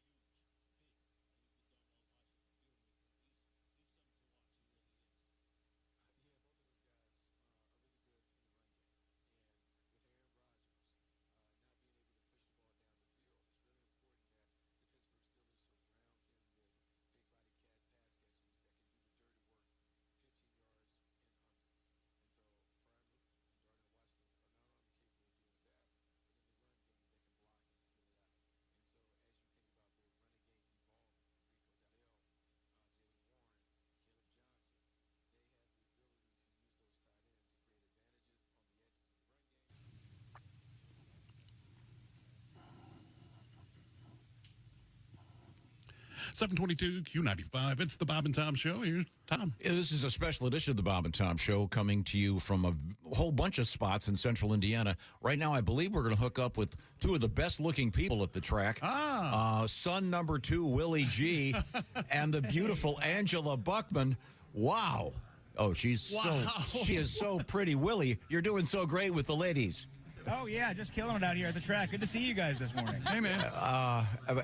They said you were cute. You got nothing for that? Thank you. Oh, I'm just trying to get to the serious stuff. Serious? Well, I'm doing a lot of very silly jokes that I want to do. Oh, you think this is serious? I want you to do the serious stuff, and then I can say a bunch of silly jokes that are inappropriate for you to be around her. So, that's very kind of you. Angela Buckman is one of the finest meteorologists and certainly the greatest looking. How do you stay so young? It used to be Chuck Lofton, but now it's Angela. Chuck, very handsome. Yeah, that's you. I am all you've got left. That's right. We're so happy to Dad, see you. Can you stop flirting with women? I feel like I'm at a parent-teacher conference right now. Oh, sorry. So inappropriate. And Angela, too late. Look at this ring. See this? Okay, I got married. Oh, that's right. Congratulations. Thank you. So, Angela, I guess we have to... a shotgun wedding. We have to ask you, Angela, what's going on weather-wise? Okay. You want to be serious? Okay. We're keeping an eye on the rain that's in Evansville. Got it. Okay, so a lot of that is going to fall apart. So if we look at quantitative precipitation. Wow. Yeah, forecast. It's very little, but as we know, they can't take any. So if we would get just even 1/100 of an inch, they may need to dry the track ahead of the line of storms. But that line of storms looks to be later in the day. So we're just concerned with any moisture that would come our way from Evansville if it doesn't fall apart between now and, say, 11. Look at that, everybody. There it is. Watch out. Okay, now for the serious stuff. Angela, who's the funniest person on the staff at Channel 13? Oh, who is Felicia? Oh, really? Felicia, yes. She is so funny. She's very quick-witted. She's got a great personality, and she's the mom of a 2.5-year-old. So for me that I have 23 and 20, well, soon to be 23 and 25, it's really fun to have her talk about having a 2.5-year-old. Oh, yeah. And she's also gorgeous, and I like her new hairdo. Oh, yes. And are you up to 10, 12? Children? These are all very funny jokes. It's crazy that I had to think about it. It's 7. It's 7. 7 total. 2 under 18. We're speaking... 18, but it keeps you young, Tom. It keeps you young. Yeah, it better. We're speaking. We're speaking with Angela Buckman from Channel 13, and let's see now. You've been doing it, may I ask, for how many years? See, I've been home. This is home for me. So I've been home 25 years. Add 4 in California. Where are we? 25 plus 4? I can't do math. Oh, okay. Pretty bad. 29. We're at 30-ish. Oh, there you go. Well, you look so youthful, and you do such a great job. Thanks very much. We always appreciate I'm it. a huge fan of all of you. Oh, Angela, take this back home. Both Tom and I are cheering for the Cavs. So you know what? We got our you fingers are sweet. crossed. Yeah. Our daughter is doing inside ticket sales for the Cavs, and she makes 200 phone calls a day. Oh my gosh! And when they lose, the people on the other end of that phone, not very nice. So we're on the struggle bus when it comes to selling tickets for the Cavs. Indeed. At least Taylor Swift was at the game last night. I know. Yes. Are you a Swiftie? Yeah, I like her. I have sisters that are 12, so I have to like her. You have to. Anything that makes them happy is great with me. Yeah, I told Grace, I'm like, go find her. She goes, I don't know where she is. I'm like, she's with the big, I said a bad word, football guy. Yeah. Well, all right. Willie. They're not that hard to miss. That's right. Well, thank you, Angela. We'll check in with you in a few minutes, Willie. Cool. See you guys in a bit. All right. Hanging out at the Indianapolis Motor Speedway. I couldn't tell. Were they in front of the pagoda? Yes. Yeah. Okay. That was Willie G and Angela Buckman. Thank you very much. Now, we have Chick McGee across the way at the Bob and Tom Sports Desk. Jeff Oskey sitting in here. Then out at the track in the media center, we have Christy Lee. Let's swing back there and see what's going on. As you heard, there is a slight chance of rain, and if it does rain, they'll have to dry the track. If it is a downpour, if they get 101 laps in, that counts as an official race. Yes. And a handful of times they've had to actually do that. Was the last one that was rain shortened? Am I remembering Franchitti, right? Yep, I think so. Yeah. Dario's won it 3 times. One of the Judds barefoot running around. One of a handful of 3-time winners. Interestingly enough, possibility of a 5-time winner exists because Elio Castroneves is going to be on the track again. He'll be the oldest driver on the track today. Mm-hmm. And Elio, a longtime friend of the show, Elio, of course, is a member of the 4 Wins Club. And we had a chance to talk with Elio just the other day. Here's what he had to say. We are talking to a guy looking for number 5. Wow. It's the great Elio Castroneves. Elio, thanks for taking the time to talk to us. Well, thank you for having me here, guys. I really appreciate it. I've been part of this show for at least 26 times, right? Yeah. I think when How old are you? I'm 50. You 50? I'm 50. Yeah. Oh, man, I thought you were 25. No, thank you. I think That's my man. what everybody's saying is, how old are you? Yeah. Is the oldest person ever to run it Foyt? I think so. It was 57. Yeah. 57, 58. So you something may like be that. in second place? I did. I think Mario. Mario was 53. Oh, that's right. Come on, man. Sorry. Not that bad. But isn't if you Tom is killing me over I'm here. so sorry. Remember that? if you or Sato win, it would be the oldest winner. The oldest winner? Yeah. How old is Sato? I thought he was 48. I just read it. I think he's 49 or 50. 49, yeah. And then the two youngest, what is that? Kiffin and. Oh, is that what it is? They forget would. about Right, that. but it is. There's 2 and 2. There could be the 2 oldest. Forget about the youngest. Let's focus on get the older 5. one. Let's get Exactly. 5 and go on the older And I don't know. I'm not Donald Davidson. There are a lot of winners back out in the field. I think there are 9. 9 Oh, winners. wow. Okay. That have won it before. Yeah, I don't know them. When you won the fourth one, I was among the people losing their mind. That's right. It was like when Tony Kanano won it, but then when Elio won number 4, it was like Tiger Woods coming. Are you kidding me? That was awesome. That was awesome. The way it was, everything, the way it happens, coming out from COVID, great feeling, but that's the past. Yeah. Now we're talking about this running. We want to make sure that we make this thing happen. We want to make sure that the crowd get history making. I'm just blessed to be in this opportunity. How do you say number 5 in Portuguese? Número 5. Numero cinco. Yeah. That's pretty close to my high school Spanish. Yeah, there we go. I would have been very surprised had it been significantly different. Elio Castroneves, one of the greats. Thank you so much for taking time to talk to us. Thanks for having me. It's always a great pleasure. Thank one of you. the great gentlemen. I appreciate the it. IndyCar series, and a great guy, too. That's Elio. Talked to him just the other day. I think the youngest driver, I want to say, is Nolan Siegel, who I believe is just 21. Once again, a number of veterans, 9 former winners, actually, running it today. Pretty amazing, including the aforementioned Takumo Sato. Now, I believe we have Willie G within the confines of the Indianapolis Motor Speedway. We just talked with Willie and Angela Buckman. Willie, can you hear me okay? Oh, wait a minute. I guess we can't. Let's see now. Could we go back to Christy then? I guess not. Okay, good. Can you hear me? There we go. There you are. Yeah, okay. You may not be able to see me, but you can hear me. I have an interesting fact for you that I learned last night. All right. Did you know this is the first race in 68 years without a Foyt, Andretti, or an Unser in the field? My goodness. That's right. Marco retired. Wow. Yeah. Isn't that amazing? That is amazing. Man. Now, but you must point out, A.J. Foyt does have a car in the race. Of course he does, but he's not running in the car. He would Although he looks pretty good. I wouldn't. Would if he could. He'd probably do pretty well. Yeah. Yeah. Unless that was my guy. We don't love that.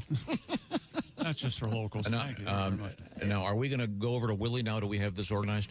Waddle was my next hey, pick, Willie, so can we're you looking hear at, me? I think, Carnell There we Tate. go. I can hear you. How you Oh, guys doing? there you are. I can see you now. We have see ya. Willie G is back in front of the pagoda. And, you want to introduce your guest there, Willie? Oh, yeah, here with Jess Hooker. We both got here with the whole crew. Hey, guys. Jess. How's it Carnell going? Tate. It's going really well. Now- It'll be better when I get a Bloody Mary, though. Now this will be interesting. I see that Jess is wearing something that's become quite popular, and this will confuse, frustrate. I might put your dad out of. He won't be able to say what the hell's going on with Jess's hat. Go ahead, Jess. Oh. Yeah. It's very popular to have the upside down logos, and mine No, says Tyson. IndyCar, but it is upside down on my hat. It's NFL, NBA, Right. all the big teams have them. But Everybody. Yeah. All right. Okay. It's Now, cool. If you get drunk enough, it's right side up. Yeah. Later it will be right side up. At some point, it'll be right side up. now, if you wear it backwards, does that affect how you read it? No? No, you just read it from behind me. Okay, good. Oh, there you go. And also, you only turn your hat around for one thing, right, Tom? Yes, well, 2 things. Catching baseball. Catching baseball, okay. Willie G, I know you've been a long-time observer of the Indianapolis 500. You've got a really cool Indy 500 T-shirt on. And now, what are your picks? What's going on there? Have you observed anything of interest? Well, we've been here since 6 a.m. when the fireworks went off. Before the fireworks went off, they played that song, Ecstasy of Gold. Ecstasy of Gold also can be heard by eager salesmen near the Snake Pit, getting ready for the big day. We're also right here in the pagoda next to the Coca-Cola red carpet. That's right, there's Coke at the red carpet. Somehow no Charlie Sheen here today. Huh. I thought that was right over the middle, you guys. Thought Jeff helped me out. I don't think I've ever been on a red carpet, actually. I don't think. You know, one of those My deals? shirt today is from 2001. That, of course, is the first year that Elio Castroneves won. I think Elio's going to win today. I think he's going to make history, get 5 wins. If you bet $10 on Elio today, you get back $260, folks. So that's a pretty fun one. Oh, nice. Mm-hmm. That's But yeah, I think at the end of the day, just like when I got arrested when I was 18, Elio's going to be climbing a fence. They really don't know what to do when you start climbing fences when they got you pulled over. Yeah, that's true. Throw them off. Yep. But yeah, today is a race for the ages. By that I mean we have old guys and young guys. Al Unser Sr. Was the oldest winner at 47 in 1987. Today Takuma Sato is 49 and Elio is 51. Could be the oldest driver of all time to win. For the young guys, Nolan Siegel and Kiffin Simpson are both 21. Wow. And if they win, I have it on good word, they will be taking their milk from a bottle. They're good drivers. Yes, they are. Yeah. Thank you, Willie G. Too bad. It's a party over here. Everyone's been drinking since 7 a.m. Either everyone just got divorced or it is the Indianapolis 500, baby. All right. Thank you, Willie. We'll be checking in with Willie and Ms. Hooker out at the Indianapolis Motor Speedway right by the Pagoda. Of course, a lot of action coming up at the track, and we'll have all kinds of interesting facts, a lot of other guests, including we're hoping to talk to both the governor and the mayor of the city of Indianapolis coming up later on this morning, not to mention the gentleman who'll be singing Back Home Again in Indiana. Jim Cornelison will be one of our guests, and a number of people weighing in with their picks for the 110th running of the Indianapolis 500. We're going to be right back. Anything else you want to weigh in with right now? No, other than the Cavaliers lost again last night. The Knicks are up 3-0. Spurs and the Thunder tonight. The Thunder hold a 2-1 lead in that series. Okay. We have a couple interesting stories about the Borg Warner Trophy. Mm-hmm. Did you see any of they interviewed the guy that does the sculptures of the winners? I did not. And they had a great piece on it in which you can see Alex Below gets to see the statue full size for the first time of the sculpture of his face. Cool. That's very cool. It was, and he stood right next to it, and it was really good. And it's very weird, I think, standing next to it. Jaden Reed or Chris Rodriguez. Yeah. There's your face, and here's your face. Yeah. Probably Jaden Reed. He's got to 4 me once, receivers. but it was the one at the State Fair made of cheese. That was a good time. Yeah. A bust of you made of cheese. Yeah. You and Bob. Yeah. And we had it in the refrigerator for quite a while. Until there was an odor. There was an odor. But I was told that's the best time to eat cheese. The more it stinks, the better it is. Wait a minute. Does that apply? Never mind. Okay. Maybe that wasn't cheese. I was thinking. Okay. We'll move forward from there. I'll be right back. We are in the O'Reilly Auto Parts Studios. This is a special broadcast brought to you by Speedway Subaru. Thank you very much, Speedway Subaru. You can shop online, by the way, anytime. They'll even bring the car out to you. How about that? You can do the paperwork online, too. So we'll be right back. Once again, this is The Bob and Tom Show. The greatest rock from the greatest.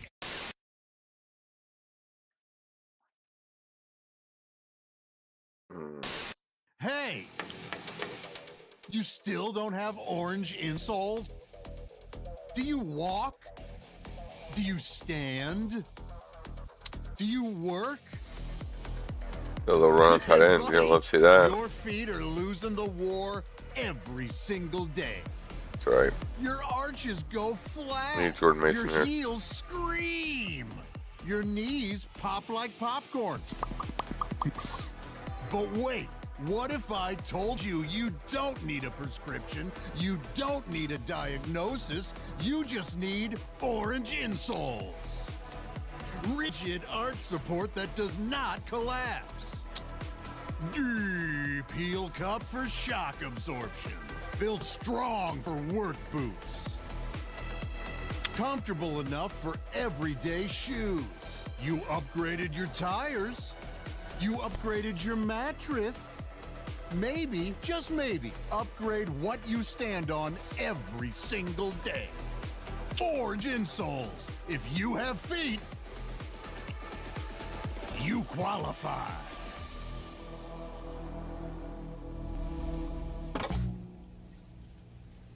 No, leave Yeah, tight it's time. ends. We're hanging Leave out tight with, ends alone. Mr. Scott Dixon. I've got Sean Sowers here with me, and one of 9 former winners of the Indianapolis 500. Need a tight end, which sucks. I think it's Alex obviously added to that from last year with his victory, but yeah, I would like one of those 2 tight ends. That seems like a Andrews lot. I or don't know what the Kincaid. record is, but that sounds like it's got to be close. Yeah, and especially when you start adding up actual wins, you know, Sato, and then you got One Alio person with without 4. a tight end. It's Hopefully a they lot of grab trophies Mark out there, Andrews man. and Kincaid can cripple. How do you like your, what do they call it, the bas relief, your little sculpture on the Borg Warner? Yeah, I look good. I look sexy. Not good. He's gonna take You Kincaid. need like a young, and then Why don't you take another one, nice to prick? have a double, Exactly. wouldn't it? Exactly. To Like have Leanne a Andrews, you fucker. New hairstyle, but nobody can Leave beat it alone. 2K. You know, Don't that do it. nose is like an extra He's handle. gonna take Kincaid. Oh, it's Hold it up huge. by the- Yeah. Shit. Don't they give you like a mini? Yeah, you get a baby Borg. Yep. So it's it's about that high. I don't even know what it is. Does it have the bas relief stuff on it? It has your face on the Young base. C's gonna take so the Kincaid exact from me. same one that they put on the actual Borg winner. You get a replica of the face that I goes see. on there. I see. Yeah, Where do so- you where do you keep yours? Yeah, I'm not big on trophies and stuff. The only trophies I have at home are the Borg Warner, some New Zealand sporting achievement ones, and then 6 championship trophies. So yeah, I keep it. 6. It's minimalist, you know, minimalist, but the proper ones, The good you know? ones. The good ones. How long have you lived in Indy? My first year in Motherfucker. Indy would have been 1999, but I was still, I was only on a visitor visa, so I was having to skate that every 3 months, pop back to New Zealand, and avoid getting deported. So I've been asking everybody, what's the best movie, or at least the most accurate, or the funniest, or the one you like the most about what you do for a living, driving race cars? Days of Thunder for sure. Really? Maybe Talladega Nights. No, Yeah, we're getting both those. We're also we're getting the serious answer seems to be Rush. Rush. Yeah, Rush is pretty good. I think it's hard. Like even the F1 movie, I think was exceptional, and I say that because I took my 4 or 5 year old son at the time, and he sat through the whole thing. And like I'll get home, even when he's over here right now, and he'll be watching it again. Like it's very hard for someone when you're in the sport, and you can even the Ford versus Ferrari movie. You can see that it's set in the 60s or 70s, but they're racing at California Speedway, and it's got safer barriers, which were never introduced until the 2000s. So you kind of pick it apart, but it's always like a scene too where a driver's got his gloves on, then he puts his helmet on. You never do that. It's a helmet first, then you put your gloves on last. Like you can't do your helmet out with your gloves on. So there's a lot of weird things that. But yeah, like I don't know, Days of Thunder, I think it's a good story. Do you like going to the movies that are made in New Zealand? There's probably not a lot of them. Probably the biggest one would be Once Were Warriors, maybe, I think, which is it's definitely an R18. It's pretty full on. When you go back, do people? Are people And not in there's are people in New Zealand aware of you when you go back? Are you kind of? Yeah, it's a small country, man. They're pretty much all my cousins. Everybody's related in there. So everybody's family. But no, life. Yeah. Oh, great. Well, thanks so much for your time. You too. Thanks. Cheers, guys. Scott Dixon, Thank you. ladies and gentlemen.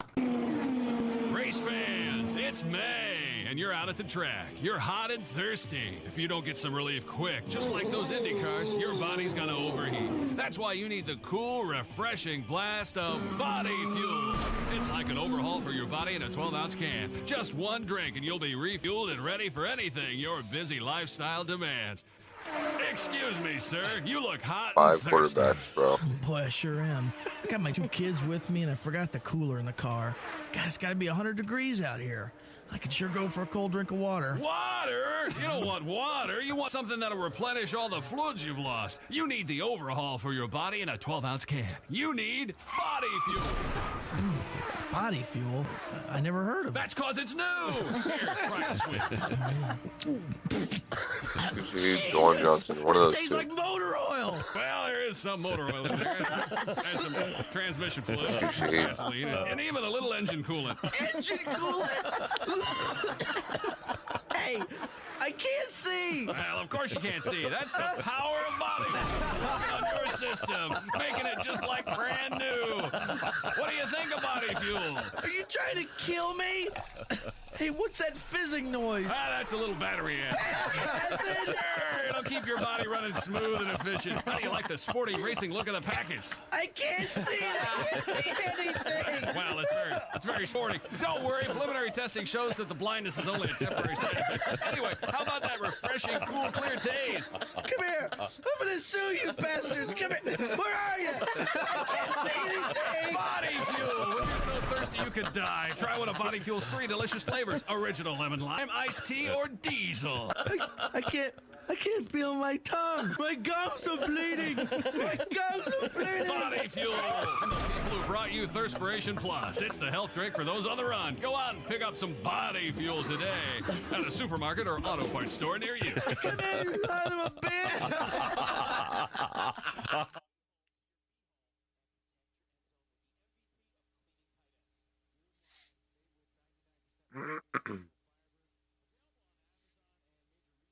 Leave me a tight end, pricks. 743 Dalton Schultz It's the Bob and Tom or Show. TJ Hawkinson. Well, thank you very much, Ace Cosby. Special edition of the Bob and Tom Show. This is race morning, the 110th running of the Indianapolis 500. Christy Lee has the man.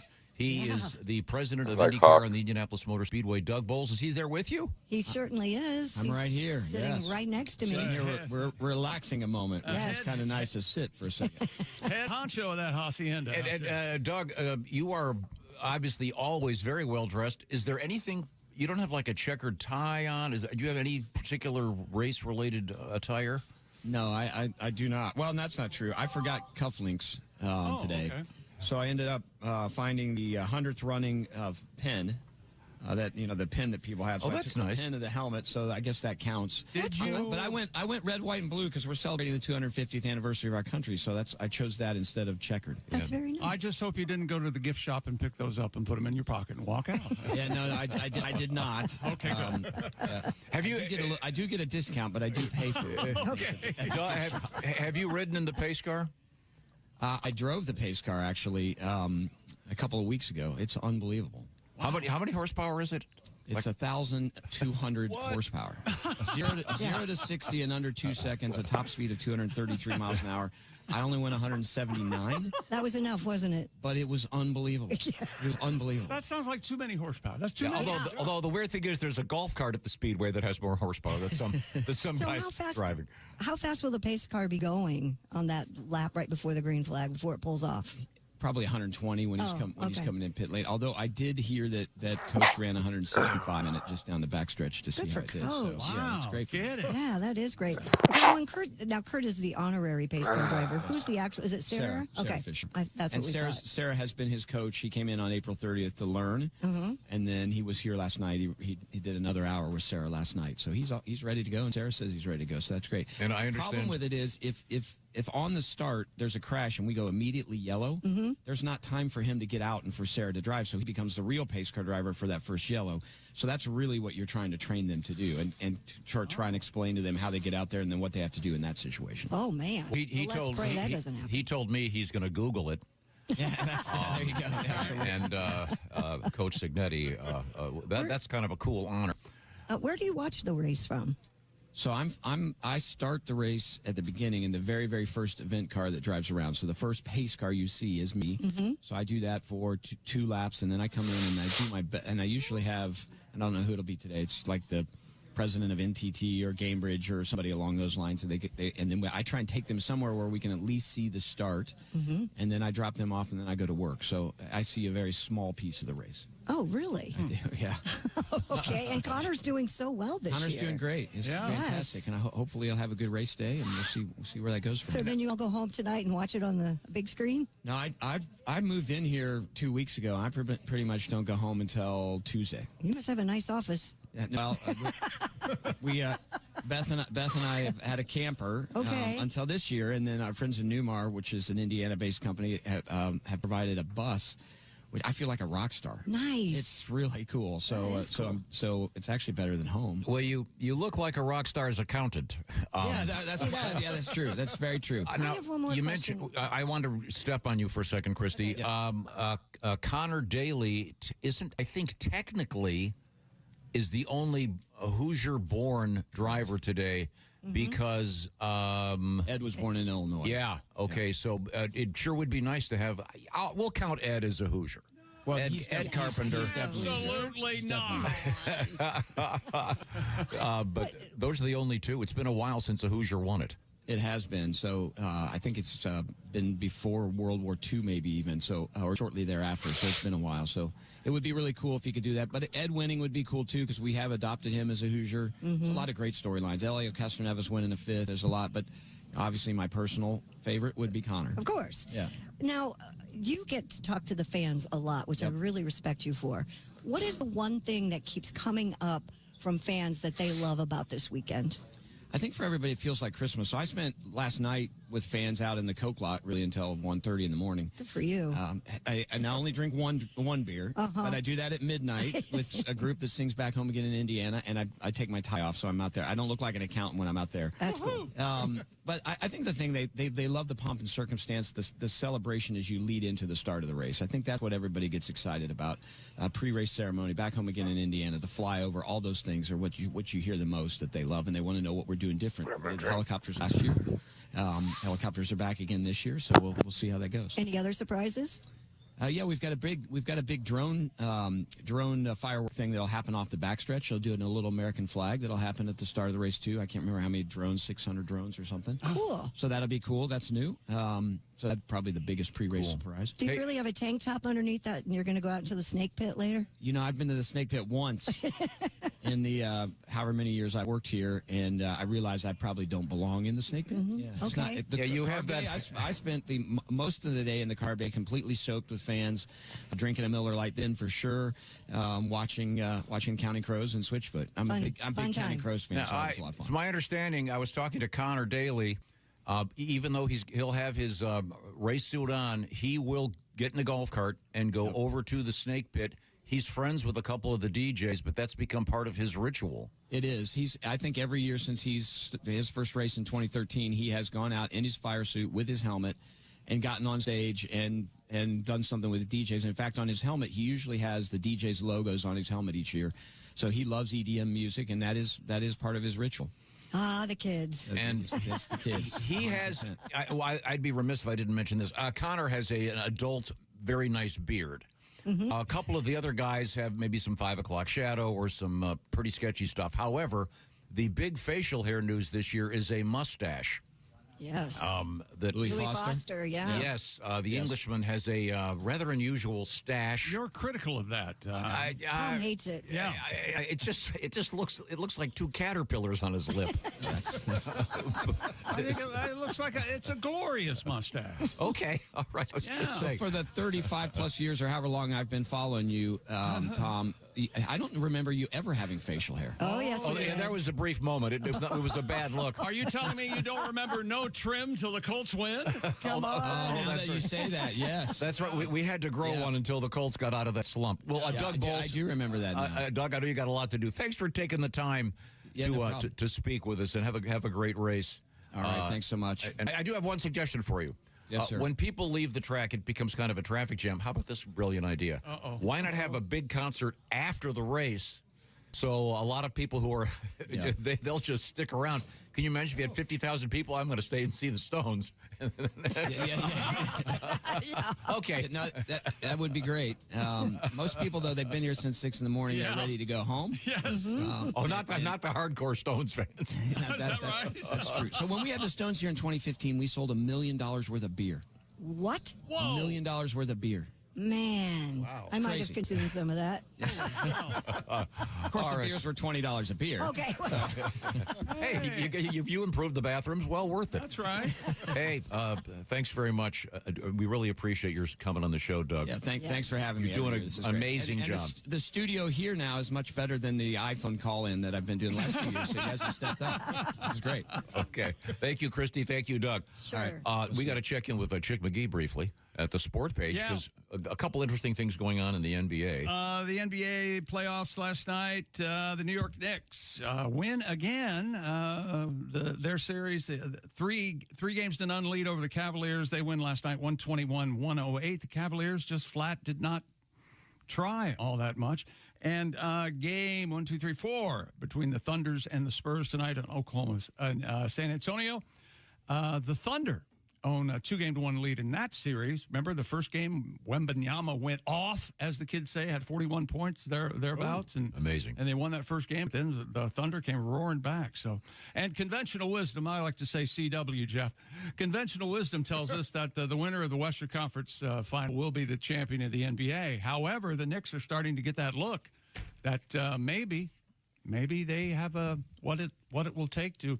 How would you like to have the NBA be champions, the New York Knicks? Ugh. Yeah, I wouldn't care for that no, either. thank you. Coming up, we've got world records from the Indianapolis Motor Speedway. All right, we are in the O'Reilly Auto Parts Studios. This is a special edition of the show brought to you by Speedway Subaru. We're going to come right back. This is the Bob and Tom Show. Bring us with you wherever you go. Just ask your smart device to play Q95 on iHeartRadio.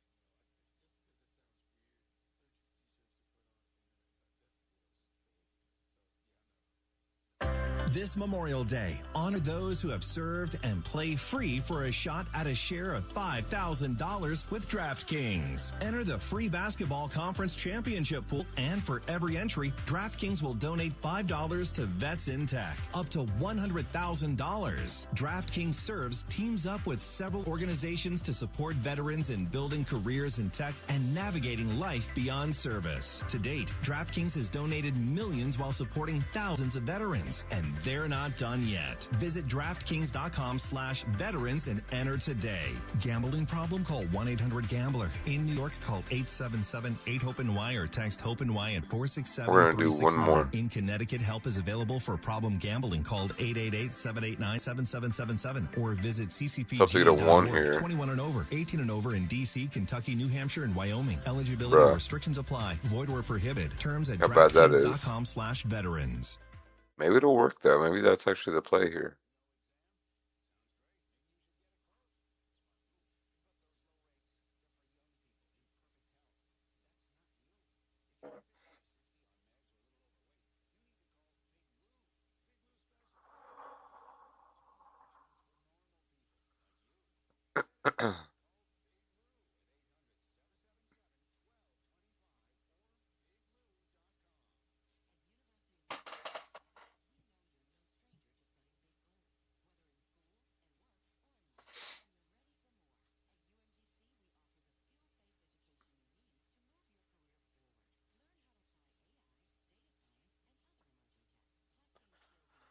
Well, 1, 2, 3, 4, 5, 6, In the 7 fast-paced highly world of racing, experienced accidents can drafters. happen, but they shouldn't happen off the track. If you've been injured through no fault of your own, you need a champion in your corner. Tandy Law Firm is here to fight for you. With a proven track record in personal injury cases, we're ready to put our experience to work. Don't let an accident keep you in the pits. Call 866-TALK-TLF today. Learn more at www.tandylawfirm.com. Tandy Law Firm, your personal injury champions.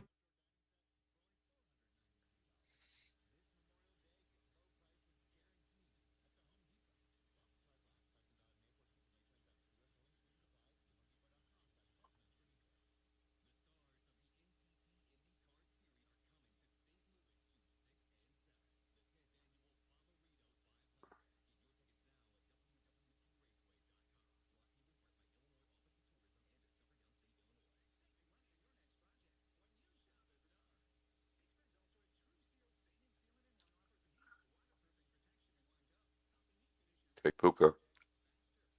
Ooh.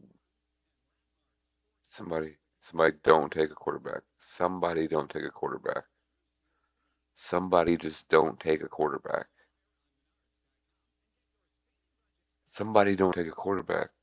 Don't take Caleb Williams. Take Christian McCaffrey. I'll take both. I'll take Dak and Caleb. Don't do it. Don't do it. Yes.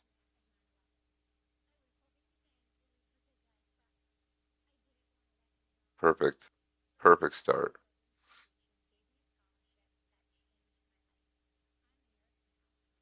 No, hopefully at least go to Chase Brown.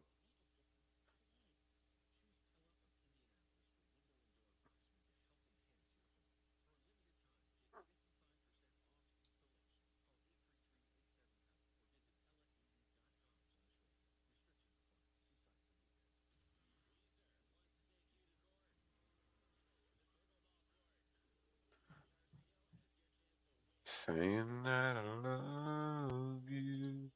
It's not the words I want to hear from you. Truck fans, get ready for Midwest Truck Fest, Not roaring into that Lucas Oil I Raceway June 19th and want 20th. See incredible custom semis, experience big rig drag racing, and witness the thunder of jet dragsters, featuring the women of Larson Motorsports, the NHRA Funny Car Champion Cruz Pedregon, and Ryan Evans from the hit show Counting Cars. Don't miss Midwest Truck Fest, June 19th and 20th at Lucas Oil Raceway, with all proceeds going to Patrol Base Abate and the veterans they serve. Details at MidwestTruckFest.dct.com. to make it real, then you wouldn't have to say that you love me, 'cause I'd already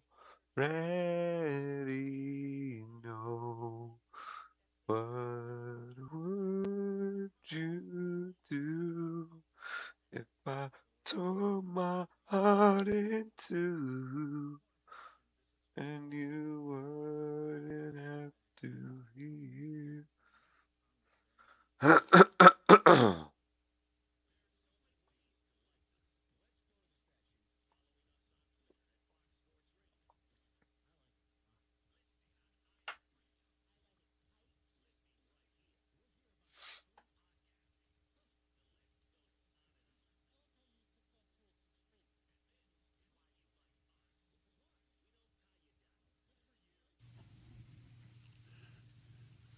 O'clock, Q95. It's the Bob and Tom Show. Here's Tom. Well, thank you very much. Our special show today brought to you by Speedway Subaru. Speedway Subaru, of course, right there in Speedway on West 16th Street, just east of the White River. Speedway Subaru, by the way, family-owned and operated for many, many years. And something kind of cool, you can actually buy your Subaru without even stopping by. If you want, you can buy it online, sign up, and they'll deliver it to you. Speedway Subaru, once again, they'll deliver it anywhere within 300 miles. Race day savings happening These today quarterbacks and just from now trickle on. off the Take a board, little bro. break today, of course. Kind of a lot of traffic right now in the Speedway area. Absolutely. Check them out by going to CD Lamb would be a great pickup for your brother. Right considering now, you've already we're got two going quarterbacks. back to someplace on Wow. the way to Okay. the Indianapolis Motor Speedway.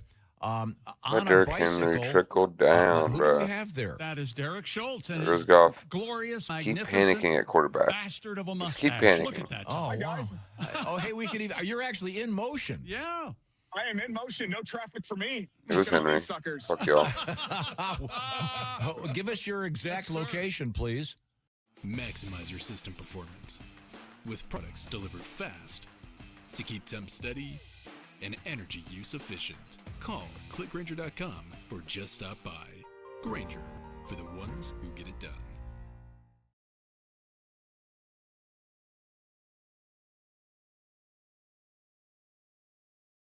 Unbox a better internet experience with Sparklight. Get 200 meg internet for $29.95 a month. With intelligent Wi-Fi that fills every room, powered by Eero. Visit sparklight.com to gonna unbox do, our brother? best internet offers. Sparklight, always working for you. So I'm on the White River Parkway, heading Hey, down Walker. towards 30th Street. And there's Yeah, a parade so of we're going- cars over here. And then once you get to 30th Street, it's basically Who's dead the gridlock. quarterback we're looking at? I take that all the way to Georgetown and my buddy's campsite Chase at Brown. 25th and Georgetown. The gated community of the Coplot. Sorry about my bike mount here. And Everyone like walk Willis. on in. Well, that's Man, great. I that's know so that, the nice great looking, writer, boys. Let's go. Mr. Green. Man, John that's Green nice is looking, part boys. of a, Let's go. is it a flotilla? What do you call a bunch of bikes? I guess a huge pack of bicycles. Yeah. A convoy. There you Man, go. that's nice, bicycles. boys. Let's We go. got us a convoy. That are the convoy riding bicycles to the Indianapolis Motor Speedway. A great way to avoid the traffic. So is that a legit stash? I've always known you to have a beard. Got all these guys with no quarterbacks. This is all natural. You better panic, That boys. is thick and amazing. We were talking about a Uh-huh. mustache.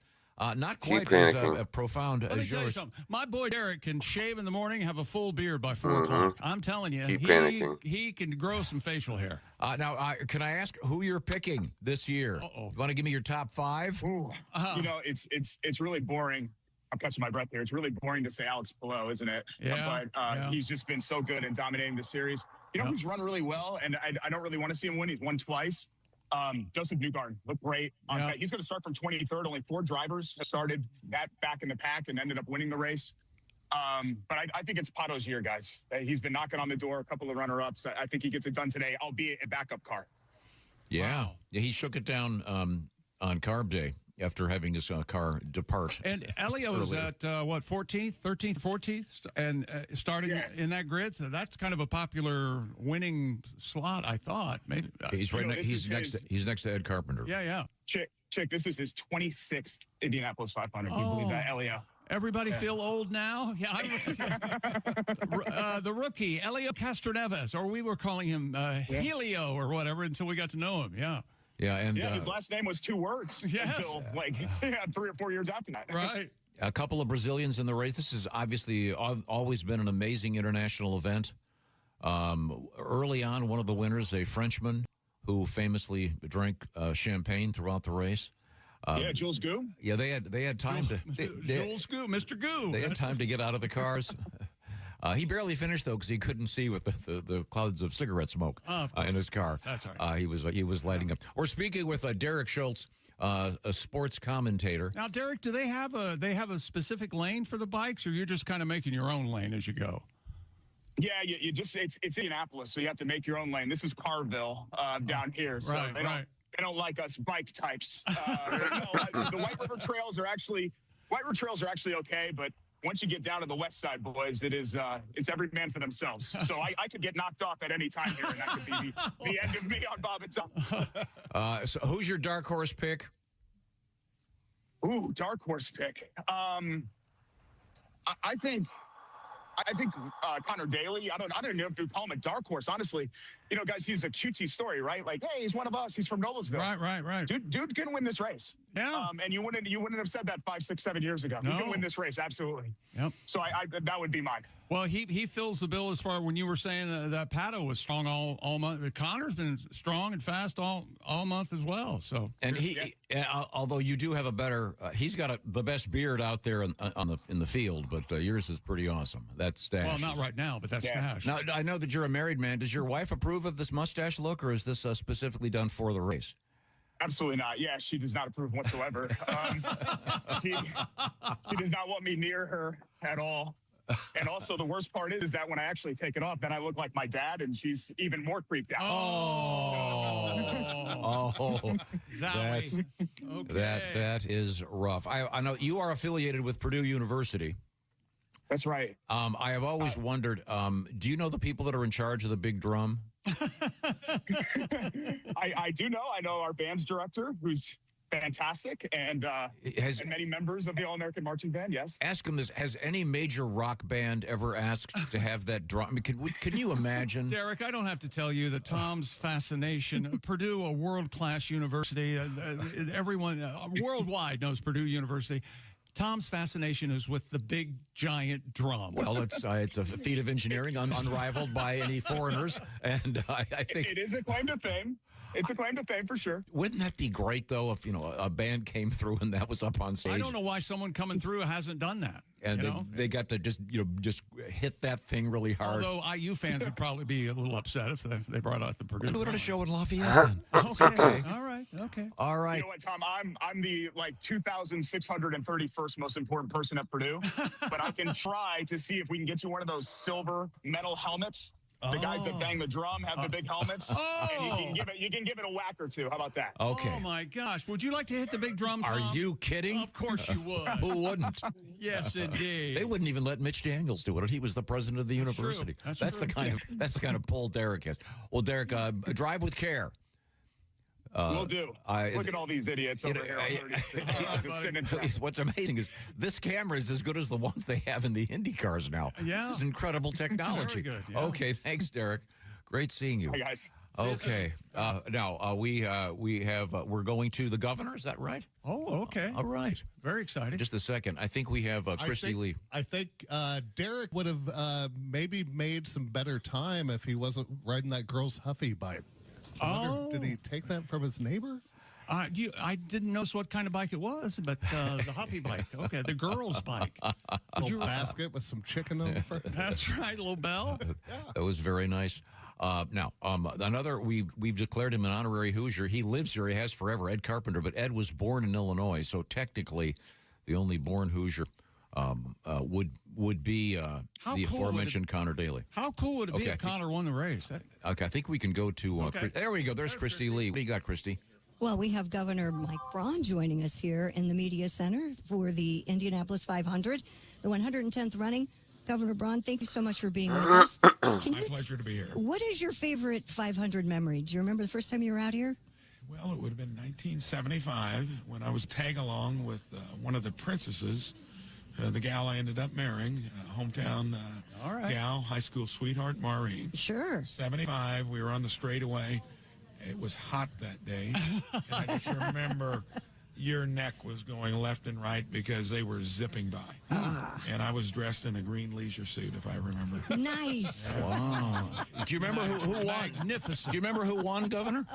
75, Bobby Unser, maybe? I don't know. Well, I remember the name that always struck me as being a racing name, Parnelli Jones. Oh, that's a good one. Yeah, and I'm not sure if who won that race, but that was my first time. And then as governor last year, I really experienced it, was able to get a buddy that's got a 77 GMC motorhome. And when I was running for governor, he said, come on down and we'll put your campaign sign there. We'll get a couple lawn chairs, maybe have a cocktail, and we'll see what we can do to help your effort out. Well, the people that were stopping by wanted to see the 77 GMC. And then they said, is that the guy running for governor? That's a great story. That was 24. And then last year, we actually did it again.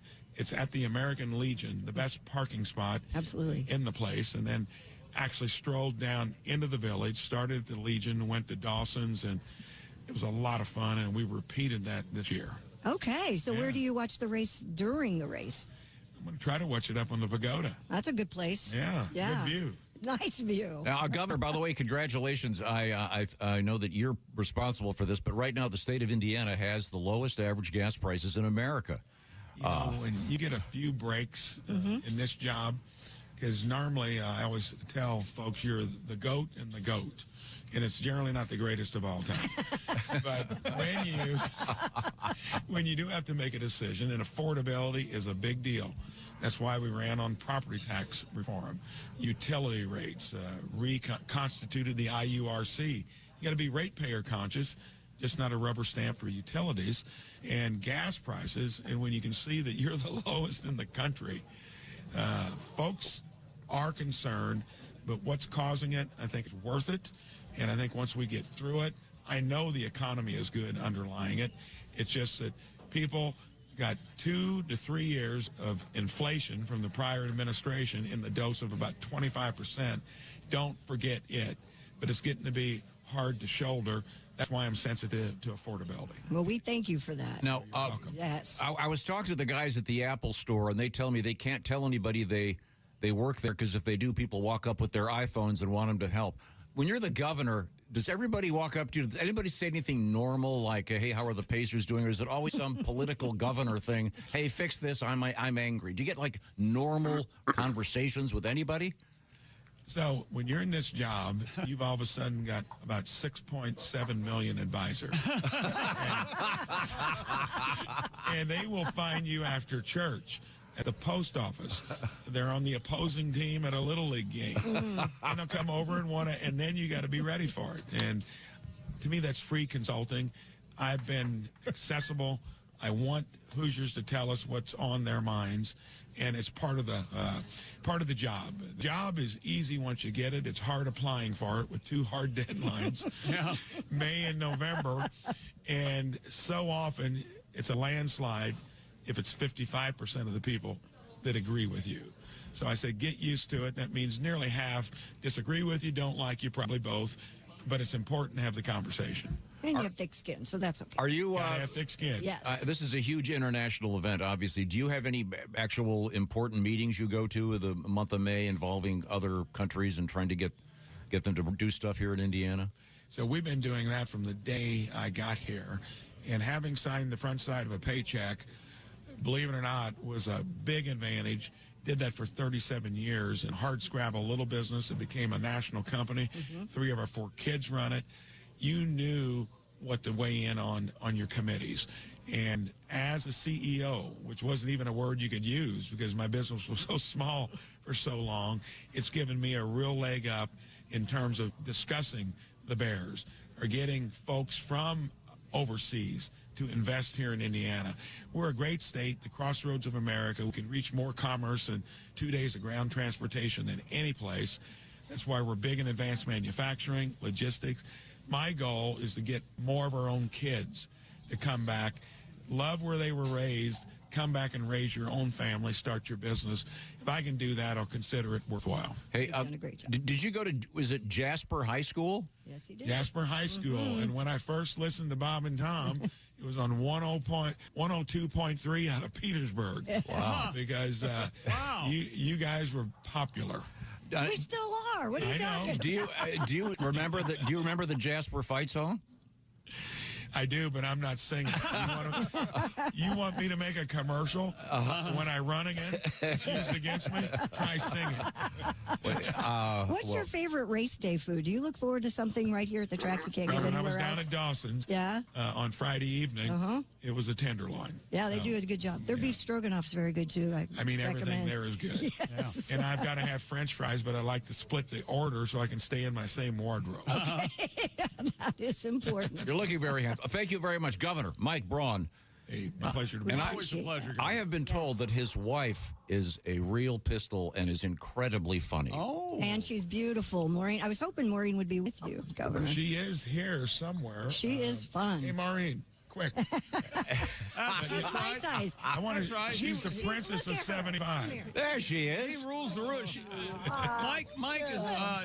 Get over. Say hi.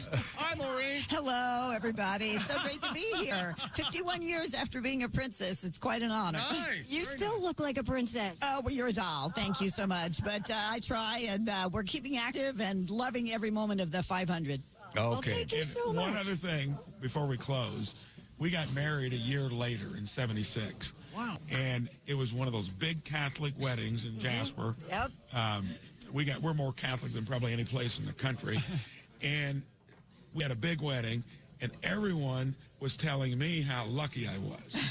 And I said, dear, did anybody tell you? What'd you say? A few did. So, but I got lucky too. So I'll admit it. We're doing good. That's very nice We're of you, celebrating Maureen. 50 years of marriage this summer. So Very Congratulations, 50 years. That's amazing. yeah. Well, thanks, guys. Always a pleasure. Thank you so much. Thanks for taking the time to talk to us. All right. Mr. and Mrs. Indiana right there. Now, once again, this is a special edition of the Bob and Tom Show, and we are brought to you by Speedway Subaru today. We'll be right back here in the O'Reilly Auto Parts Studios. This is the Bob and Tom Show. In May, the rumor is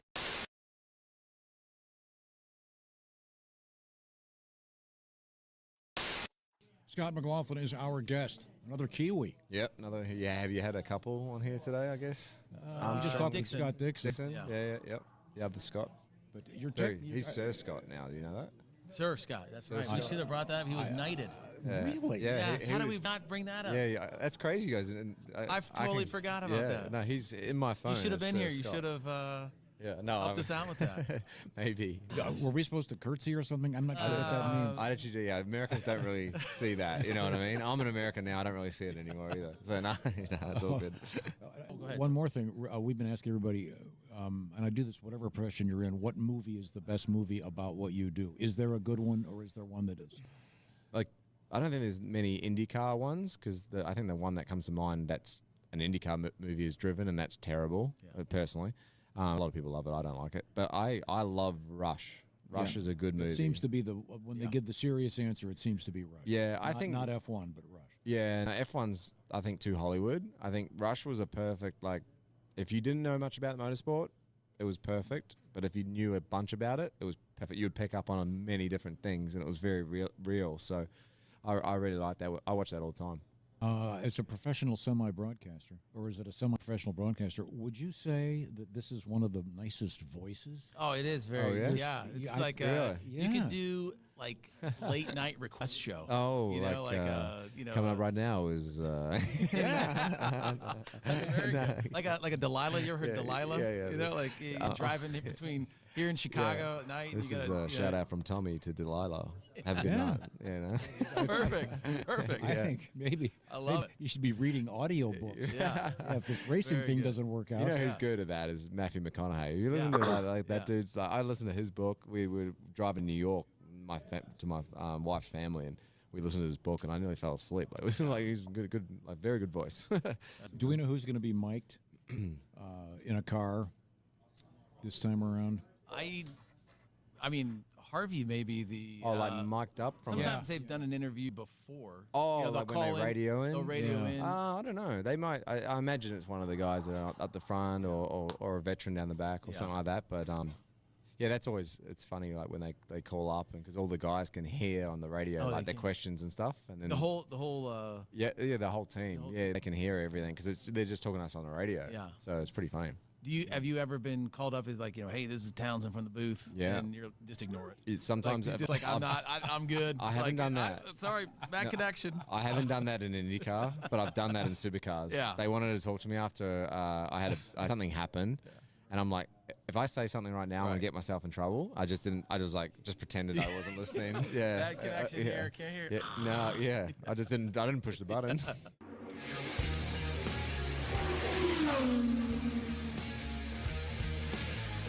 The night before the 500 in the 60s and 70s really made Or Sodom a cap off tight end, I look believe. like a retirement community. I mean, And wide Georgetown receiver. Road, the Coke lot, oh my gosh. I think Coker. The Snake Pit, the stories of the 5-5 old sucks, Snake though. Pit. Be cool if the I wide remember receivers were just seeing left alone for a packs minute, but they're of not going to Indiana be. State troopers These guys in should take packs a of tight end. 15 to 20.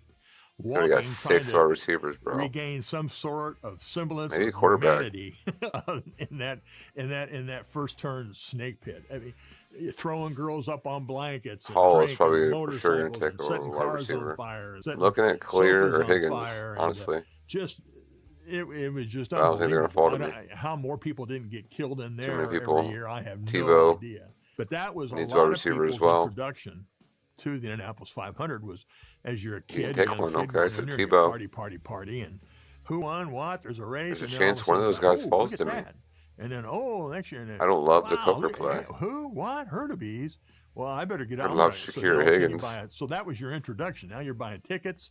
Is there a and then your chance? Girlfriend, now your wife. Please take All of a Coker. sudden your kids, you're introducing them. You know, it just grew. That's how a lot of people okay. were introduced to it. Wait a minute.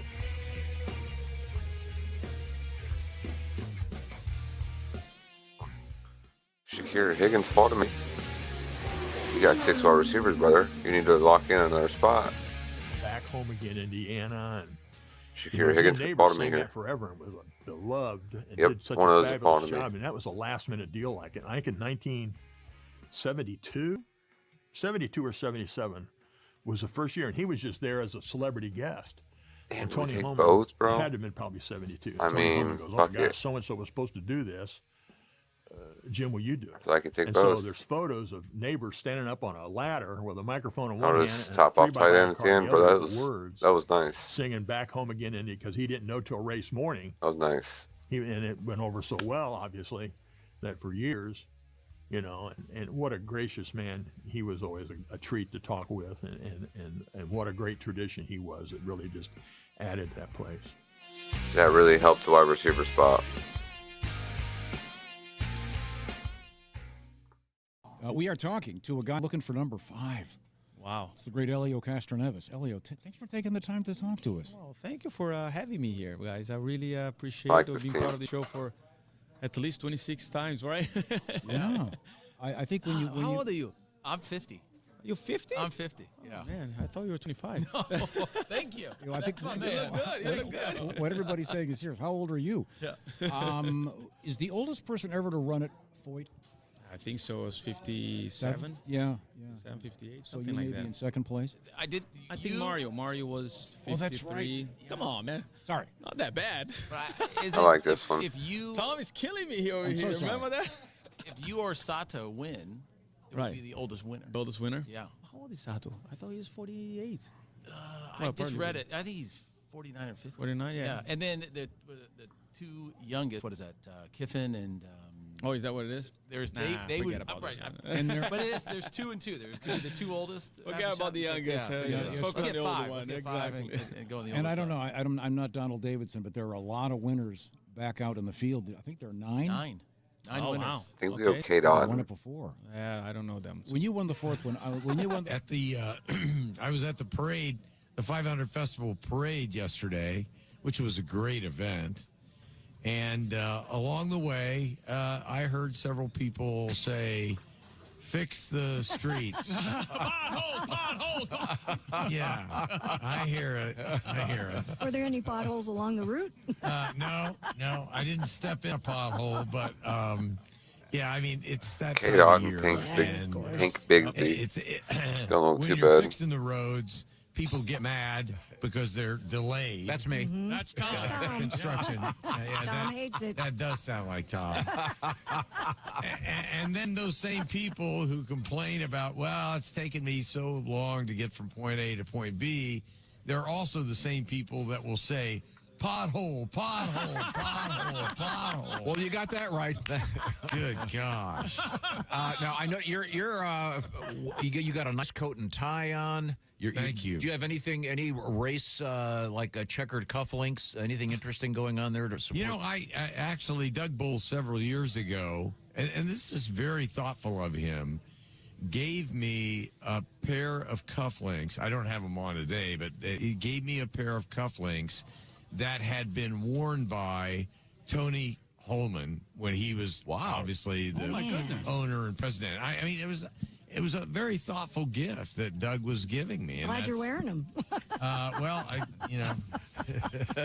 one would ask oneself, how did Hey, Doug get I'm a hold gonna be of Tony on. Holman's I sense cufflinks? it. Well, he probably stole them. Yes, I think so. Yeah, you'll have to ask Doug that question. But I accepted them without inquiry. That's right. As mayor of the city of Indianapolis, what do you want the first timers here at the race to take away from them? You Take away with motherfuckers. them when they Well, leave? I hope we have a competitive race because that's very exciting for first timers to see the Indianapolis 500, the racing capital of the world. But you're always in Indiana worried about the weather, and so I'm hopeful as mayor we can get through today safely. Yes. But at the same time, make it a competitive race where we're not delayed by any kind of rain or the like. Yeah. What was your first experience at the Indianapolis 500? I can't tell you. That's the right answer. Or you can't remember. One of the two. Actually, Christy, both are true. Let's put I it can't this tell way. you, I don't remember. He was the mayor of the Snake Pit. Yes, he was. Yes, he was. You can breathe easy. I've got the. I was mayor of the Snake Pit when it was down in the first term. Oh, Yes. yeah. Those were the There days. was a lot of, there was a lot of unfortunate things going on down there. Now, I am looking at the official forecast. The chance of rain is about 10%. It goes up to 25% at noon, but then drops pretty quickly. The serious rain chance comes tonight at 6, so there that'd be good. certainly appears to be a window. And I'm looking at the radar, and there's nothing on it, so that may be good. So you can rest easy there, Mr. Mayor. Do you have any official duties in the month of May with regard to the corporate stuff, people coming into town, looking at Indianapolis? Oh, yeah, sure. I mean, we have a lot of people that come to Indianapolis just for not only this race, but as you said, Tom, but in the entire month of May. And so as mayor, I find myself at the Indianapolis Motor Speedway maybe not every day in the month of May, but, more often than not, there are events going on out here. There are people that we're entertaining, people that we're encouraging to come to Indianapolis and to invest in Indianapolis. So it's a very busy month, but I'm glad race day is here, and I hope we have a very safe and competitive race for everyone to enjoy. Do you know that on race day, the Indianapolis Motor Speedway, the 2.5-mile oval, with 350,000 people here, is the second largest city in the state of Indiana? Yeah, absolutely. Yes, but Mr. Mayor, did you know that there's actually a roundabout in Carmel bigger than the Indianapolis Motor Speedway? And that should be your next campaign. I'm going to build 150 roundabouts and truly shut the city down. Well, Tom, with all due respect to Carmel, we in Indianapolis had the very first and most important roundabout of all. Yes. And that's the Soldiers and Sailors Monument. There you go. Monument Circle. Yeah, take that. So, exactly. Carmel, whatever. All right. Well, on that note, thank you, Mayor Joe We Hogsett. got to get his pick. Do you have a pick? Look, I'm a homer, so I'm always pulling for Connor Daly. Yes. And I would say collaterally, I know there's great racing. The drivers are going to be fantastic. But I always kind of have in my heart a desire to see Connor Daly win it because he's a Hoosier guy. He's an Indianapolis guy. Or how can you not kind of hope for Elio to get his fifth so that he would be the only driver to have won 5 Indianapolis 500s? That would be special. Yeah. Okay. And let's not forget Ed Carpenter. He is officially a Hoosier. We've decided. Yeah, that's exactly right. That's exactly right. Okay. Well, hey, thank you, Joe. It's always a pleasure. Thank you, Mayor Joe. Tom, we appreciate you. And Christy and Chick and everybody else. And I just say one last thing and we'll wrap it up. Pothole. Thank you very He's much. saying Pato. Oh, okay. Okay. That's another pick. Very nice. Okay, we'll have that on tape if Mr. Pato Award wins. But he's a resident of Indianapolis. Oh, yeah. He lives on my street.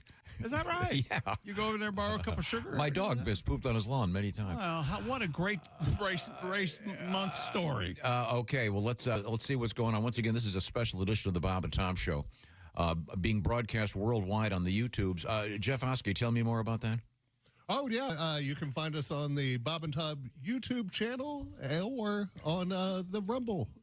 Well, now you remember Stupid World Record. We have a world record today concerning the Indianapolis Motor Speedway. Stock car racing driver Camden Murphy has broken the world record for the fastest speed in a monster truck. You heard me. Murphy broke the world record during Indianapolis 500 pole day, reaching 103 miles per hour. Whoa. Behind the wheel of Monster Jam's Power Rush truck, just ahead of the top 12 qualifying for today's race. He said, let me tell you, that was one of the most exciting things I've ever done in my entire career. 103 miles per hour in a monster truck. Isn't that like having a lineman in the NFL that can run the 100-yard dash in 7 seconds? Do you need to go that quickly? Because of the size of it, Okay. it doesn't look that fast. I guess we're going back to another location in the Indianapolis Motor Speedway. Oh, it's Christy. There we go. Yes, we're back at the Media Center with a very special guest. We have the president and CEO of Penske Entertainment and my neighbor, Mark Miles. Hi, how are you, Hey, sir? Mark. I'm really good. I just want to see Griswold in a checkered flag. You got to see this. yeah. Let's check that out. There you go. Baby. Yeah, isn't that nice? Well, this is like Pan Am Games all over again. I got a sweatshirt, the wheel and wing. What's it? What is it, Christy? Wheel and wings, very good. Yes, I No, like it's that. the wing and wheel. Okay. Yeah, that's right. Yeah, there you go. Come on. That's right. Sorry. Yeah. Good to see y'all. Good to have you here. Thank you for joining us. Do you have any anything race related, like any checkered cufflinks or anything going on? I don't have any. I don't think I'm wearing any. I do have some cufflinks. They're cars, but it takes a very special occasion to get those out. Oh, okay. Now, Mark Miles, I don't know if you heard my new idea, but to alleviate the traffic problems exiting the track, have the Rolling Stones play after the Indy 500. So a couple 100,000 people hang out. Done. Good deal. I knew you'd love. Have to buy about $20 million worth of lights, but no big deal. Okay. Have you ever thought? Has that really come up in conversation? putting lights here? Yeah. We've thought about it a lot. It's very expensive. And you got to keep in mind, it's not just lighting the track. You got to light it so people can get out. Yeah. It's dark, and that's a lot of space and a lot of lights. So, and we really, it would be insurance. For the 500, we'd do it just in case we can't get it in and then before dark. But that's pretty expensive insurance. Sure. We love the tradition the way it is. Speaking of tradition, how do you keep the traditions that we have, but still bring in younger people and continue to modernize this facility? Well, I always say it's sort of alchemy, right? Mm-hmm. There's no playbook. I spent a lot of time in tennis. If you think about Wimbledon, if you think about golf and the Masters and us, maybe the Derby, I think those are kind of the iconic, venerable brands. And they all do a couple of things. They really respect what they think are fundamental traditions, and we try to do that with the pre-race shows, features that everybody can name. But we also try to invest and innovate. And the innovation, last year you had Black Hawk helicopters. That was so cool. That was cool. Well, stay tuned. Okay. They're back. Yeah. It was a little thing this year, but we added fireworks at 6. You couldn't see it here, Christy, but on top of this media center building was blowing up. Oh, no, I saw it walking in because the media lot was full and I had to find parking elsewhere. Okay. But that's okay. We'll talk about that later. It isn't my first traffic parking complaint of the day. No, I'm sure. Anyway, you just keep trying to mix it up while making sure that the things that you just in your gut know are fundamental don't change. What's your favorite tradition here? Taps. Oh, that's a good one. I mean, yeah. Hey, Mark, Mr. Penske obviously has a team in the race. What does he do during the actual race? Is he, because he's kind of got a conflict of interest, so he separates himself from the team to a degree. Is he watching it from the suites, or is he down in the pits? What's going on with Roger? He's got a mobile home for most of our races, 18 races, 17 of them. He's in what we call RP1, and you can't get his attention for anything. He's even practice and qualifying. He's glued to the screen. Here he goes up on the roof, and we've got outdoor sets, media, so he can watch everything, get timing and scoring. He's totally into the squad right there. Race. Look, he does have a conflict, except that we, in the last year, established independent officiating that's really independent of Penske Entertainment and Roger. So, in terms of any kind of officiating issue, he's out of it. I'm out of it. Our company is, and some independent guys are. So, I think that's not a thing anymore. Yeah, but he's still got the perception for sure. But the cool thing is he's a fan. I mean, beyond everything else. He says instead of golf and fishing, he goes racing. And whether it's us or NASCAR, I mean, he is so passionate about racing. It's the thing. It's also got an importance to his business, not the financial results, but how it glues together companies that are suppliers and customers of his I think that's one color right there, I think. And so, yeah, it's hugely important to him, but nobody knows more about it. I learn every day when I ask a dumb question. He humors me with an answer. We're out of here, Does he guys. intimidate you at all? No. Appreciate y'all.